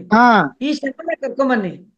ನಾವು ಈಗ ಖುಷಿ ಆಗುತ್ತೆ. ಆಮೇಲೆ ಸೋಮವಾರದಿಂದ ಮಾಡ್ತಾರೆ ನೋಡಿ. ಹೌದೌದೌದು. ಅದೇ ಮೇಡಮ್, ಎಷ್ಟು ಸಾಧ್ಯ ಅಷ್ಟು ನಮ್ ಪ್ರಯತ್ನ ನಾವು ಮಾಡ್ತೇವೆ. ಆದ್ರೆ ನಿಮ್ದು ಇದು ಇದೆಯಲ್ಲ, ಅವ್ರು ಸಣ್ಣ ಗೌಡ್ರಾಗ್ಲಿ ನೀವೆಲ್ಲರೂ ಸೇರ್ಕೊಂಡು ಮಾಡೋದು ಭಾರಿ ಜೀವನವನ್ನ ನಾವು ಇದೇ ಒಂದೇ ಜೀವನ ಅಲ್ವಾ ನಮಗ್ ಗೊತ್ತಿರೋದು. ನೀವೇನೋ ಹೇಳ್ತೀರ ಜನ್ಮದ್ದು, ಅದು ನನಗೇನೋ ಅನುಭವಕ್ಕೆ ಬಂದಿಲ್ಲ. ಬಟ್ ಆದ್ರೆ ನನಗೇನ್ ಅನ್ಸುತ್ತೆ, ನನ್ನ ಅನುಭವಕ್ಕೆ ಬಂದಿರೋದು ಇದೊಂದೇ ಜನ್ಮ ಸದ್ಯಕ್ಕೆ. ಇದನ್ನಾದ್ರೂ ಒಂದ್ ಸ್ವಲ್ಪ ಆರಾಮದಾಯಕವಾಗಿ, ಸಂತೋಷದಾಯಕವಾಗಿ ಎಲ್ಲ ನಿಮ್ಮಂತರ ಆಗ್ಲಿ ಬೇರೆ ಬೇರೆಯವ್ರ ಜೊತೆಗೆ ಆಗ್ಲಿ ಅದನ್ನ ನಾವು ಖುಷಿಯಿಂದ ಅನುಭವಿಸತ್ಲಾಗೆ ಮೇಲೆ ಅದು ನರಕಕ್ಕೆ ಹೋಗ್ತೇವೋ ಸ್ವರ್ಗಕ್ಕೆ ಅದು ಗೊತ್ತಿಲ್ಲ ನಮ್ಗೆ, ಅದು ನಿಮಗೆ ಬಿಟ್ಟಿರೋದು. ಆದ್ರೆ ನಾವು ಅಂತ ಹೇಳ್ಬೇಕು ಸರ್, ಇದು ಅವರವರ ಭಾವಕ್ಕೆ. ಹೌದು ಮೇಡಮ್. ಹಾಗಾಗಿ ಇಲ್ಲಿ ನಾವು ಚೆನ್ನಾಗಿರೋಣ, ಅದೆಲ್ಲ ಬಿಟ್ಟಾಕಣ ಸರ್, ಜನ್ಮ ಬಿಟ್ಟಾಕಣ. ಇಲ್ಲಿ ಹೌದು ಮೇಡಮ್, ಅದು ಅದೇ ಈ ಜನ್ಮದಲ್ಲಿ ನಾವು ಬಾಡಿ ವೆಕೇಟ್ ಮಾಡೋವರೆಗೂ ಆರೋಗ್ಯವಾಗಿ ನಾವ್ ಇರೋಣ, ಚೆನ್ನಾಗಿರೋ ಊಟ ಮಾಡೋಣ ಅಲ್ವಾ, ಚೆನ್ನಾಗಿ ಒಳ್ಳೆ ಮಾತಾಡೋಣ. ಇಷ್ಟೇ ಸರ್ ಬೇಕಾಗಿರೋದು ನಮ್ ಜೀವನಕ್ಕೆ. ಬೇಡ ಬಿಡಿ, ನಿಮ್ ಜೊತೆಗೆ ಅಲ್ಲ ಮೇಡಮ್ ಅದ್ರ ಜೊತೆಗೆ ನಮ್ಮ ಜೊತೆಗೆ ನನ್ಗೆ ಯಾರ ಜೊತೆಗೆ ಇದಾರೋ ಈಗ ಈ ಕ್ಷಣದಲ್ಲಿ ಈಗ ನೀವಿದ್ದೀರಾ, ಇನ್ನೊಂದ್ ಸ್ವಲ್ಪ ಜನ ಬರ್ತಾರೆ, ಅವರು ನಿಮ್ಮಷ್ಟು ಜ್ಞಾನೇನ ಇರಲ್ಲ, ಅವ್ರ ಜೊತೆಗೂ ನಾವು ಸಂತೋಷವಾಗಿರೋಣ. ಅದೇ ಅಲ್ವಾ, ಅದನ್ನ ಒಂದು ನಿರ್ಮಾಣ ಮಾಡೋಣ ಅಂತ ಅಷ್ಟೇನೆ ನಮ್ದು. Very nice sir, super sir. Sir ಇವಾಗ ನೋಡಿ ಸರ್, ನೀವ್ ಹೇಳಿದ್ರಿ ನಮ್ ಮನೆಯವ್ರು ಬರ್ತಿಲ್ಲ, ಅವ್ರು ಬರ್ತಿಲ್ಲ ಒದ್ದಾಡೋದ್ ಬೇಡ ಸರ್, ನಾವು ಬರ್ತಿದೀವಾ, ನಾವಿದೀವಾ, ಸಾಕು ಸರ್. ಇವತ್ತಲ್ಲ ನಾಳೆ ಮನೆಯವರೆಲ್ಲ ಬರ್ತಾರೆ ಅಲ್ವಾ? ಆತರ ನಾವು ಆಸೆ ಇಟ್ಕೊಳ್ಳೋಣ, ತಲೆ ಕೆಡ್ಸ್ಕೊಳ್ಳೋದು ಬೇಡ ಅಂತ ಹೇಳ್ತಾ. Very nice sir, super. ನೀವ್ ಇವತ್ತು ಮಾತಾಡಿದ್ದು ನಂಗೆ ತುಂಬಾ ಖುಷಿ ಕೊಡ್ತು ಸರ್, ಧನ್ಯವಾದ. ಓಕೆ ಮೇಡಮ್, ನಮ್ದು ಒಂದೇ ಒಂದು ಕ್ವಶನ್ ಇತ್ತು. ಯಾರು ಹ್ಯಾಂಡ್ ರೈಸ್ ಮಾಡಿಲ್ಲ ಇಲ್ಲಿ ಮೇಡಮ್? ಹ್ಯಾಂಡ್ ರೈಸ್ ಮಾಡಿ. ಅದು ಗೊತ್ತಾಗ್ತಾ ಇಲ್ಲ ಮೇಡಮ್. ರೂಲ್ಸ್ ಎಲ್ರಿಗೂ ಒಂದೇ ಅಲ್ವಾ? ಅಲ್ಲ, ಹ್ಯಾಂಡ್ ರೈಸ್ ಮಾಡೋದ್ ನಮ್ಗೆ ಗೊತ್ತಾಗ್ತಾ ಇಲ್ಲ. ನಾಳೆ ನನ್ ಮಗಳು ಬಂದ್ಮೇಲೆ ಕೇಳ್ಬಿಟ್ಟು ಹ್ಯಾಂಡ್ ರೈಸ್ ಮಾಡೋದ್ ಕಲ್ತ್ಕೊಂತೀನಿ. ನೋಡಿ, ಇದು ಬೇಕಿತ್ತು ನಂಗೆ ಉತ್ತರ. ಓಕೆ, ಹೇಳಿ, ಮಾತಾಡಿ ಮೇಡಮ್. ಇವಾಗ ಸನ್ನೇಗೌಡ್ರು ಹೇಳಿದ್ರು ಸಣ್ಣಗೌಡ್ರಲ್ಲ, ಸಣ್ಣಗೌಡ್ರು. ಸಣ್ಣ ಗೌಡ್ರು ಹೇಳಿದ್ರಲ್ಲ, ಹಸುದು ಇದೆಲ್ಲ ಹೇಳಿದ್ರು, ತುಂಬಾ ಒಳ್ಳೇದಾಯ್ತು. ಅದಕ್ಕೆ ಸಾಯಿಸಿದಾಗ ಅದಕ್ಕೆ ಹೆಲ್ಪ್ ಮಾಡಕ್ ಇನ್ನೊಬ್ರು ಸಹಾಯ ಬರಲ್ವಾ ಅದಕ್ಕೆ? ಇನ್ನೊಂದ್ಸರಿ ಕಮ್ಮಗೆ ಮೇಡಮ್, ಇನ್ನೊಂದ್ಸರಿ ಹೇಳಿ. ಅದು ಇವಾಗ ಹಸುನ ಇದೆಲ್ಲ ಇದು ರೆಡಿ ಮಾಡ್ತಾರೆ, ಅದು ಸಾಯ್ಸಕ್ಕೆ ಅಂತ ಬಂದಾಗ ಆ ದೇವತೆ ಆ ಹಸು ಒಳಗಡೆ 333 ಕೋಟಿ ದೇವರುಗಳು ಇರ್ತಾರಲ್ಲ, ಅದ್ ಯಾವ್ದು ಹಸುನ ಸಾಯ್ಸಕ್ ಹೋದಾಗ ಹೆಲ್ಪ್ ಮಾಡಕ್ಕೆ ಒಂದ್ ಹಸು ಬರಲ್ವಾ ಅಂತ ನಾನ್ ಕೇಳಿದ್ದು. ಓಕೆ, ಸಣ್ಣಗೌಡ್ರೆ ನಿಮ್ಗೆ ಪ್ರಶ್ನೆ. ಮೇಡಮ್ ಎಲ್ಲ ಹೇಳ್ಸ್ಲಿಕ್ಕೆ ಟೈಮ್ ಇಲ್ಲ, ಇವಾಗ ಆಕಳ ಹಾಲ್ ಕರಿತಾ ಇದೆ. ನಾನು ಸಾರಿ, ಅಂದ್ರೆ ಇನ್ನೊಂದ್ಸರಿ ಖಂಡಿತ ನೆನ್ಪಿಟ್ಕೊಳ್ಳಿ ಸಣ್ಣಗೌಡ್ರೆ, ಇದನ್ನ ನೆನ್ಪಿಟ್ಕೊಳ್ಳಿ. ಇದು ಖಂಡಿತ ನಿಮ್ಗೆ ಉತ್ತರ ಸಿಗತ್ತೆ madam. Okay, thank you madam, thank you. ಯಾಕೆಂದ್ರೆ ಮನುಷ್ಯರ ತರನ ಅದಕ್ಕೂನು ಇದಿದೆ, ಭಾವನೆಗಳಿದೆ, ಜೀವಿಗಳಿದೆ, ಇದಿದೆ ಅಂತ ಅಂದಾಗ ಅದು ಮಾತಾಡಲ್ಲ. ಅದಕ್ಕೆ ಹೆಲ್ಪಿಂಗ್ ನೇಚರ್ ಬಂದು ಹೆಂಗ್ ಕೊಡ್ತಾರೆ ಅಂತ ಕೇಳೋ ಒಂದು ಕ್ಯೂರಿಯಾಸಿಟಿ ಬಂತು. Very nice, very nice. ಇಲ್ಲ, ಚೆನ್ನಾಗಿದೆ ಪ್ರಶ್ನೆ. ಖಂಡಿತ ಅದಕ್ಕೆ ಅವರು, ಯಾಕೆಂದ್ರೆ ಸದಾಕಾಲ ಹಸುವಿನ ಜೊತೆನೆ ಇರೋದ್ರಿಂದ ಅದ್ರ ಭಾವನೆ ಅವರು ಚೆನ್ನಾಗಿ ಅರ್ಥ ಮಾಡ್ಕೊಂಡು ಬಳ್ಳೋವರಾಗಿದ್ರಿಂದ ಖಂಡಿತ ಅದಕ್ಕೆ ಉತ್ತರ ಕೊಡ್ತಾರೆ. ಧನ್ಯವಾದ madam. Thank you madam, thank you very much. Okay, doctor Yashoda ಅವ್ರನ್ನ ಕೇಳ್ತಾ ಇದ್ದೀನಿ ನಾನು. ದಯವಿಟ್ಟು ಒಂದು ಸರಿ ಶಂಖ ಮುದ್ರೆನ ತೋರಿಸ್ಕೊಡಿ. Yes ma'am. ಓಕೆ, ಇದು ಬಲಗೈ ಎಡಗೈ ಇದು ಹೆಬ್ಬರಲ್ಲಿ ಇಟ್ಕೊಳ್ಳಿ. ಇದರಲ್ಲಿ ಬಲಗೈಯಿಂದ ಇದು ಕ್ಲೋಸ್ ಮಾಡ್ಕೊಳ್ಳಿ. ಕ್ಲೋಸ್ ಮಾಡಿಕೊಂಡು ಇದನ್ನ ಸುತ್ತುವರಿಬೇಕು. ಬಲಗೈದು ಹಿಂದಿನ ಭಾಗವನ್ನ ಎಡಗೈಯಿಂದ ಸುತ್ತುವರಿಬೇಕು. ಈ ಎಡಗೈ ಮಧ್ಯದ ಬೆರಳಿದೆಯಲ್ಲ, ಬಲಗೈನ ಹೆಬ್ಬೆರಳಿಗೆ ಟಚ್ ಆಗ್ಬೇಕು. ಕಾಣ್ತಾ ಇದೆಯಾ? ಇದು ಶಂಖಾಕೃತಿಲಿ ಬರುತ್ತೆ ನೋಡಿ. ಇಲ್ಲಿ ಮುಂದೆ ನೋಡಿದ್ರೆ, ನಿಮ್ಮ ಎದುರುಗಡೆ ನೋಡಿದ್ರೆ ಶಂಖಾಕೃತಿ ಇದೆ ನೋಡಿ. ಇದು ಶಂಖ ಮುದ್ರ. ವೇದವತಿ ಮೇಡಮ್ಗೆ ಅರ್ಥ ಆಯ್ತು ಅಂತ ಅನ್ಕೊಳ್ತೀನಿ. ಎಡಗೈಯ ಬಲಗೈಯ ಯಾವ ಕೈಯಲ್ಲಾದ್ರೂ ಮಾಡ್ಬೋದು ಮೇಡಮ್. ಇದು ಎಡಗೈ ಹೆಬ್ಬೆರಳನ್ನ ಬಲಗೈಯಿಂದ ಹೀಗೆ ಸುತ್ತುವರಿಯಿರಿ. ಹೋಲ್ಡ್ ಮಾಡಿ. ಎಡಗೈ ಹೆಬ್ಬೆರಳ ಹೋಲ್ಡ್ ಮಾಡಿ ಹೀಗೆ ಸುತ್ತುವರಿಯಿರಿ. ಅಷ್ಟೇ, very simple, very simple. Yes. So daily practice ಮಾಡ್ತಾ ಬನ್ನಿ, ಇದು ಗೊತ್ತಾಗುತ್ತೆ ನಿಮ್ಗೆ. Yes, it is very simple. ಇದು ಶಂಖಾಕೃತಿ, ಶಂಖ ಮತ್ತೆ ಇಲ್ಲಿ ಧ್ವನಿ ಪೆಟ್ಟಿಗೆ, ಲ್ಯಾರಿಂಗ್ಸ್, ಫ್ಯಾರಿಂಗ್ಸ್. ಓಕೆ, ಪಿರಮಿಡ್ ಎಲ್ಲಿ ಸಿಗತ್ತೆ ಅಂತ ಕೇಳಿದ್ದಾರೆ. ಪಿರಮಿಡ್ ನಮ್ಮ ಮಹಾವತಾರ್ ಫೌಂಡೇಶನ್ ಅಲ್ಲಿ ಕೂಡ ಸಿಗುತ್ತೆ. ನೀವು ಆರ್ಡರ್ ಮಾಡ್ಬೋದು. ಆರ್ಡರ್ ಮಾಡಿದ್ರೆ ಮನೆಗೆ ಕೂಡ ಬರುತ್ತೆ. ಅದಿಲ್ಲ ಅನ್ನೋದಾದ್ರೆ ನೀವು ಅಮೆಝಾನ್ ಅಲ್ಲಿ ಕೂಡ ತರಿಸ್ಕೊಳ್ಬಹುದು ಪಿರಮಿಡ್ಗಳನ್ನ. ಈ ತರದ ಪಿರಮಿಡ್ಗಳು ನಿಮ್ಗೆ ಸಿಗುತ್ತೆ. ತಾಮ್ರದ್ದು ಕೂಡ ಸಿಗುತ್ತೆ. ಸೊ ಪಿರಮಿಡ್ಗಳದ್ದು ಹೇಳಿದ್ದಾರೆ. ಆಮೇಲೆ ನಂತರ ಇನ್ನೇ ಯಾರೋ ಇದು ವೇದವತಿಯವರೇ ಪ್ಲೀಸ್ ರಿಪೀಟ್ ಅಂತ ಹೇಳಿದ್ದಾರೆ. ಯಾವ ಪ್ರಶ್ನೆಗೆ ಯಾವ್ದಕ್ಕೆ ಅಂತ ಗೊತ್ತಿಲ್ಲ. ಓಕೆ,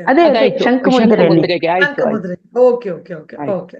ಸೊ ಎಲ್ಲರ ಒಂದು ಸಾಕಷ್ಟು ಪ್ರಶ್ನೆಗಳು ಏನಿದ್ವು ಅಥವಾ ಸಂದೇಹಗಳು ಏನಿದ್ವು ಅದು ಖಂಡಿತವಾಗಿಯೂ ಹೋಗಿದೆ, ಕಡಿಮೆ ಆಗಿದೆ ಅಂತ ಅನ್ಕೋತೀವಿ.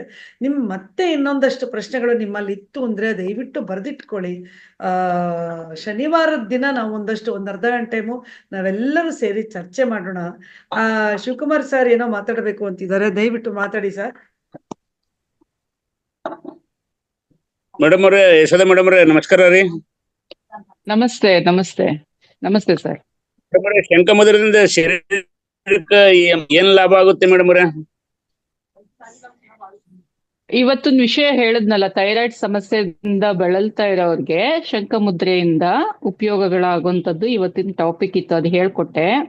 ಅದ್ರ ಜೊತೆಗೆ ಈ ಗಂಟಲಿನಲ್ಲಿ ಉಂಟಾದಂತಹ ಯಾವುದೇ ರೀತಿಯ ಸಮಸ್ಯೆಗಳಿಗೂ ಈ ಶಂಖಮುದ್ರೆ ಉಪಯೋಗಕ್ಕೆ ಬರುತ್ತೆ.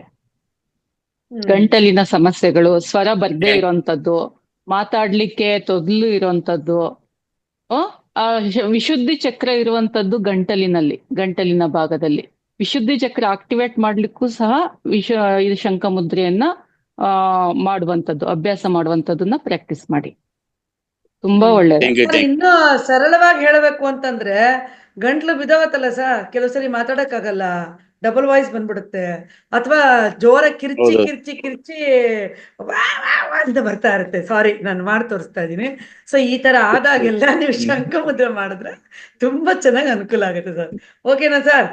ವಿಶುದ್ಧಿ ಚಕ್ರ ಅಂದ್ರೆ ಗೊತ್ತಾಗಲ್ಲ ಮೇಡಮ್, ಡಾಕ್ಟರ್ ಮೇಡಮ್, ಹಂಗಾಗಿ ನಾವು ಅವ್ರಿಗೆ ಹೇಳ್ತಾ ಅವ್ರಿಗೂ ಪರಿಚಯ ಮಾಡ್ಕೊಳ್ಳೋಣ. ಚಕ್ರಗಳು ಗೊತ್ತಿದೆ ಮೇಡಮ್ ಅವ್ರಿಗೆ, ಗೊತ್ತಿದೆ. ಆದ್ರೂ ಸ್ವಲ್ಪ ನಾವು ಈ ತರ ಹೇಳಿದಾಗ ಏನಾಗುತ್ತೆ ಅಂದ್ರೆ ಬೇಗ ತಲೆ ಹೋಗುತ್ತೆ. ಕ್ಷಮಿಸಿ ದಯವಿಟ್ಟು, ನಾನು ಈ ತರ ಖಂಡಿತ ಹಾಸ್ಯ ಮಾಡ್ತಿಲ್ಲ. ಸೊ ಇದೇನಾಗತ್ತೆ ಗೊತ್ತಾ, ಈ ತರ ಹೇಳಿದಾಗ ನನ್ನಂತವ್ರಿಗಂತೂ ಬೇಗ ಆಡು ಭಾಷೆ ಅಷ್ಟೇ ಮೇಡಮ್, ಅದು ಇನ್ನೇನಿಲ್ಲ. ಓಕೆ. ಇನ್ಫೆಕ್ಷನ್, ಥ್ರೋಟ್ ಇನ್ಫೆಕ್ಷನ್ ಸರಿ ಹೋಗತ್ತಾ ಅಂತ ಕೇಳ್ತಾ ಇದಾರೆ. ಥ್ರೋಟ್ ಇನ್ಫೆಕ್ಷನ್ ಕೂಡ ಸರಿ ಹೋಗುತ್ತೆ, ಖಂಡಿತ ಆಗುತ್ತೆ, ಸರಿ ಹೋಗುತ್ತೆ. ನನಗೆ ಈಗ ನೀವು ಎಲ್ಲರೂ ಗಮನಿಸಿರ್ಬೋದು, ಈಗ ಒಂದು 5-6 ದಿನದ ಹಿಂದೆ ನನಗೆ ತುಂಬಾ ಆಕ್ಚುಲಿ ಆರಾಮ್ ಇರ್ಲಿಲ್ಲ. ಆದ್ರೂ ಕೂಡ ನಾನು ಇಲ್ಲಿ ಬಂದು ಕೂತ್ಕೊಂಡು ನಿರೂಪಣೆ ಮಾಡ್ತಾ ಇದ್ದೆ. ಅವಾಗ ಯಶೋಧ ಮೇಡಮ್ಗೂ ಬರೋಕ್ಕಾಗ್ಲಿಲ್ಲ, ಇವನ್ ಸತ್ಯೇಂದ್ರ ಸಾರು ಬರ್ತಾರೋ ಇಲ್ವೋ ಅನ್ನೋ ಡೌಟ್ ಅಲ್ಲಿ ಇತ್ತು. ಇಲ್ಲ ನಮ್ಮ ಟೀಮ್ನಲ್ಲಿ ಇವನ್ ಶಾಂತ ಅವ್ರು ಕೂಡ ಬರ್ತಾರೋ ಇಲ್ವೋ ಅನ್ನೋದಿತ್ತು. ಹಾಗಾಗಿ ನಾ ಏನ್ ಮಾಡಿದೆ, ಅವತ್ ಬಂದೆ. ನಾನು ಇಲ್ಲಿ ಕೂತಾಗ್ಲೂ ಶಂಖಮುದ್ರೆ ಮಾಡ್ಕೊಂಡು ಕೂತಿದ್ದೆ. ಆಮೇಲೆ ಆ ಗಂಟಲು ನೋವು ಎಲ್ಲವೂ ಕಡಿಮೆ ಆಯ್ತು. ನನ್ನ ಲೈವ್ ಎಕ್ಸಾಂಪಲ್ ನಾನೇ ಇದ್ದೀನಿ. ಸೊ ದಯವಿಟ್ಟು ಗಂಟಲಿಗೆ ಸಂಬಂಧಪಟ್ಟ ಯಾವುದೇ ಪ್ರಾಬ್ಲಮ್ ಇರಲಿ, ದಯವಿಟ್ಟು ಮಾಡಿ, ಖಂಡಿತ ವರ್ಕೌಟ್ ಆಗುತ್ತೆ. ನೀವು ಹೋಗಿ ENT ಡಾಕ್ಟರ್ ಹತ್ರ ಏನು ಹೋಗೋದು ಬೇಡ. ಇಲ್ಲಿ ಡಾಕ್ಟರ್ ಇದ್ದಾರೆ, ಡಾಕ್ಟರ್ ಮುಂದೆನೆ ಧೈರ್ಯವಾಗಿ ಹೇಳ್ತಿದ್ದೀನಿ ಅಂತ ಡಾಕ್ಟರ್ ಏನು ತಪ್ಪು ತಿಳ್ಕೊಳ್ಳಲ್ಲ. ಶಂಖಮುದ್ರೆ ಮಾಡಿ, ನಾವು ಡಾಕ್ಟರ್ ಹತ್ರ ಹೋಗಲ್ಲ ನಾವು. ಧನ್ಯವಾದ. ಓಕೆ, ನನ್ನ ಒಂದು ಈ ಮಾತು ನಿಮ್ಮ ಯಾರಿಗಾದ್ರೂ ಬೇಜಾರಾಗಿದ್ದಲ್ಲಿ ಕ್ಷಮೆ ಇರ್ಲಿ. ಏಕೆ ನನ್ನ ಉದ್ದೇಶ ಇಷ್ಟನೇ, ಡಾಕ್ಟರ್ ಹೇಳಿದ್ದು. ಧನ್ಯವಾದ ಮಲ್ಲಪ್ಪ, ಧನ್ಯವಾದ. ಏನಂದ್ರೆ ಒಂದ್ ಸ್ವಲ್ಪ ಈಸಿಯಾಗಿ ಹೇಳೋಣ ಅಂತ ಅನ್ನೋ ಒಂದು ಪ್ರಯತ್ನ ಅಷ್ಟೇ ನಂದು. ಓಕೆ, 5:51 ಆಯ್ತು ಮ್ಯಾಮ್. ಓಕೆ. ಎಲ್ಲ ಆತ್ಮಬಂಧುಗಳಿಗೂ ಮತ್ತೊಮ್ಮೆ ಧನ್ಯವಾದಗಳನ್ನ ಅರ್ಪಿಸ್ತಾ ಇದ್ದೀನಿ. ಹಾಗೆ ನಮ್ಮ ಡಾಕ್ಟರ್ ಯಶೋಧ ಅವ್ರಿಗೂ ಹಾಗೂ ನಮ್ಮ ಸಣ್ಣಗೌಡ್ರಿಗಾಗ್ಲಿ ತುಂಬಾ ಅದ್ಭುತವಾದ ವಿಷಯನ ನಮ್ಮೊಂದಿಗೆ ಹಂಚ್ಕೊಟ್ರು. ಹಾಗೂ ನಾನು ಕೂಡ ಒಂದಷ್ಟು ಸಮಗ್ರ ಜೀವನ ಶೈಲಿಯ ಬಗ್ಗೆ ಹೇಳೋದ್ರ ಮೂಲಕ ನಿಮ್ಮೆಲ್ಲರ ಜೊತೆ ನಾನು ಮಾತಾಡಿದೆ. ಸೊ ಎಲ್ರಿಗೂ ತಲುಪ್ತು ಅಂತ ಅನ್ಕೊಳ್ತಾ ಎಲ್ಲ ಆತ್ಮ ಬಂಧುಗಳಿಗೂ ಪ್ರೀತಿಪೂರ್ವಕವಾದ ನಮಸ್ಕಾರಗಳು. ಹಾಗೂ ಈ ಕಾರ್ಯಕ್ರಮನ ಈಗ ನಾನು ಸಂಪನ್ನಗೊಳಿಸ್ತಾ ಇದ್ದೀನಿ. ಮತ್ತೆ ನಾಳೆ ಕೂಡ ಸರಿಯಾದ ಸಮಯಕ್ಕೆ ನೀವೆಲ್ಲರೂ ದಯವಿಟ್ಟು ಇಲ್ಲಿ ಬರಬೇಕು. ಎಲ್ಲರೂ ನಾಳೆ ಅದ್ಭುತವಾದ ವಿಷಯ ಇದೆ. ಸೊ ನೀವು ನ್ಯೂಸಲ್ಲಿ ನೋಡಿ, ನಮ್ಮ ಸ್ಪಿರಿಚುವಲ್ ಗ್ರೂಪ್ ಇರ್ಬೋದು, ಎಲ್ಲ ಗ್ರೂಪ್ಗಳಲ್ಲಿ ನಮ್ಮ ಮೆಸೇಜ್ ಏನು ಬರುತ್ತೆ, ಲಿಂಕ್ ಬರುತ್ತಲ್ಲ, ಅದರಲ್ಲೇನೆ ಇರುತ್ತೆ ಏನು ವಿಷಯ ಅಂತ ದಯವಿಟ್ಟು ತಿಳ್ಕೊಳ್ಳಿ. ನಿಮ್ಮ ಏನೇ ಪ್ರಶ್ನೆಗಳಿದ್ರು ಮೊದಲೇ ಬರೆದಿಟ್ಕೊಂಡು ಕೇಳಿ. ಆದರೆ ನಾಳೆಯಿಂದ ಯಾರು ಹ್ಯಾಂಡ್ ರೈಸ್ ಮಾಡ್ತಾರೆ ಅವರಿಗೆ ಮಾತ್ರ ಅವಕಾಶ ಅಂತ ಹೇಳ್ತಾ, ಮಧ್ಯೆ ಯಾರಾದರೆ ಶಿವಕುಮಾರ್ ಅವರು ನಾಳೆಯಿಂದ ಮಾತಾಡಲ್ಲ, ಸಪೋಸ್ ಅವ್ರು ಮಾತಾಡಿದ್ರು ನಾನು ಮ್ಯೂಟ್ ಮಾಡ್ತೀನಿ ಅಂತ ಹೇಳ್ತಾ ಧನ್ಯವಾದ ಸರ್. ಕ್ಷಮಿಸಿ ಸರ್. ನಮಸ್ಕಾರ, ಎಲ್ಲರಿಗೂ ನಮಸ್ಕಾರ. Thank you ma'am, thank you ಎಲ್ಲರಿಗೂ. Thank you.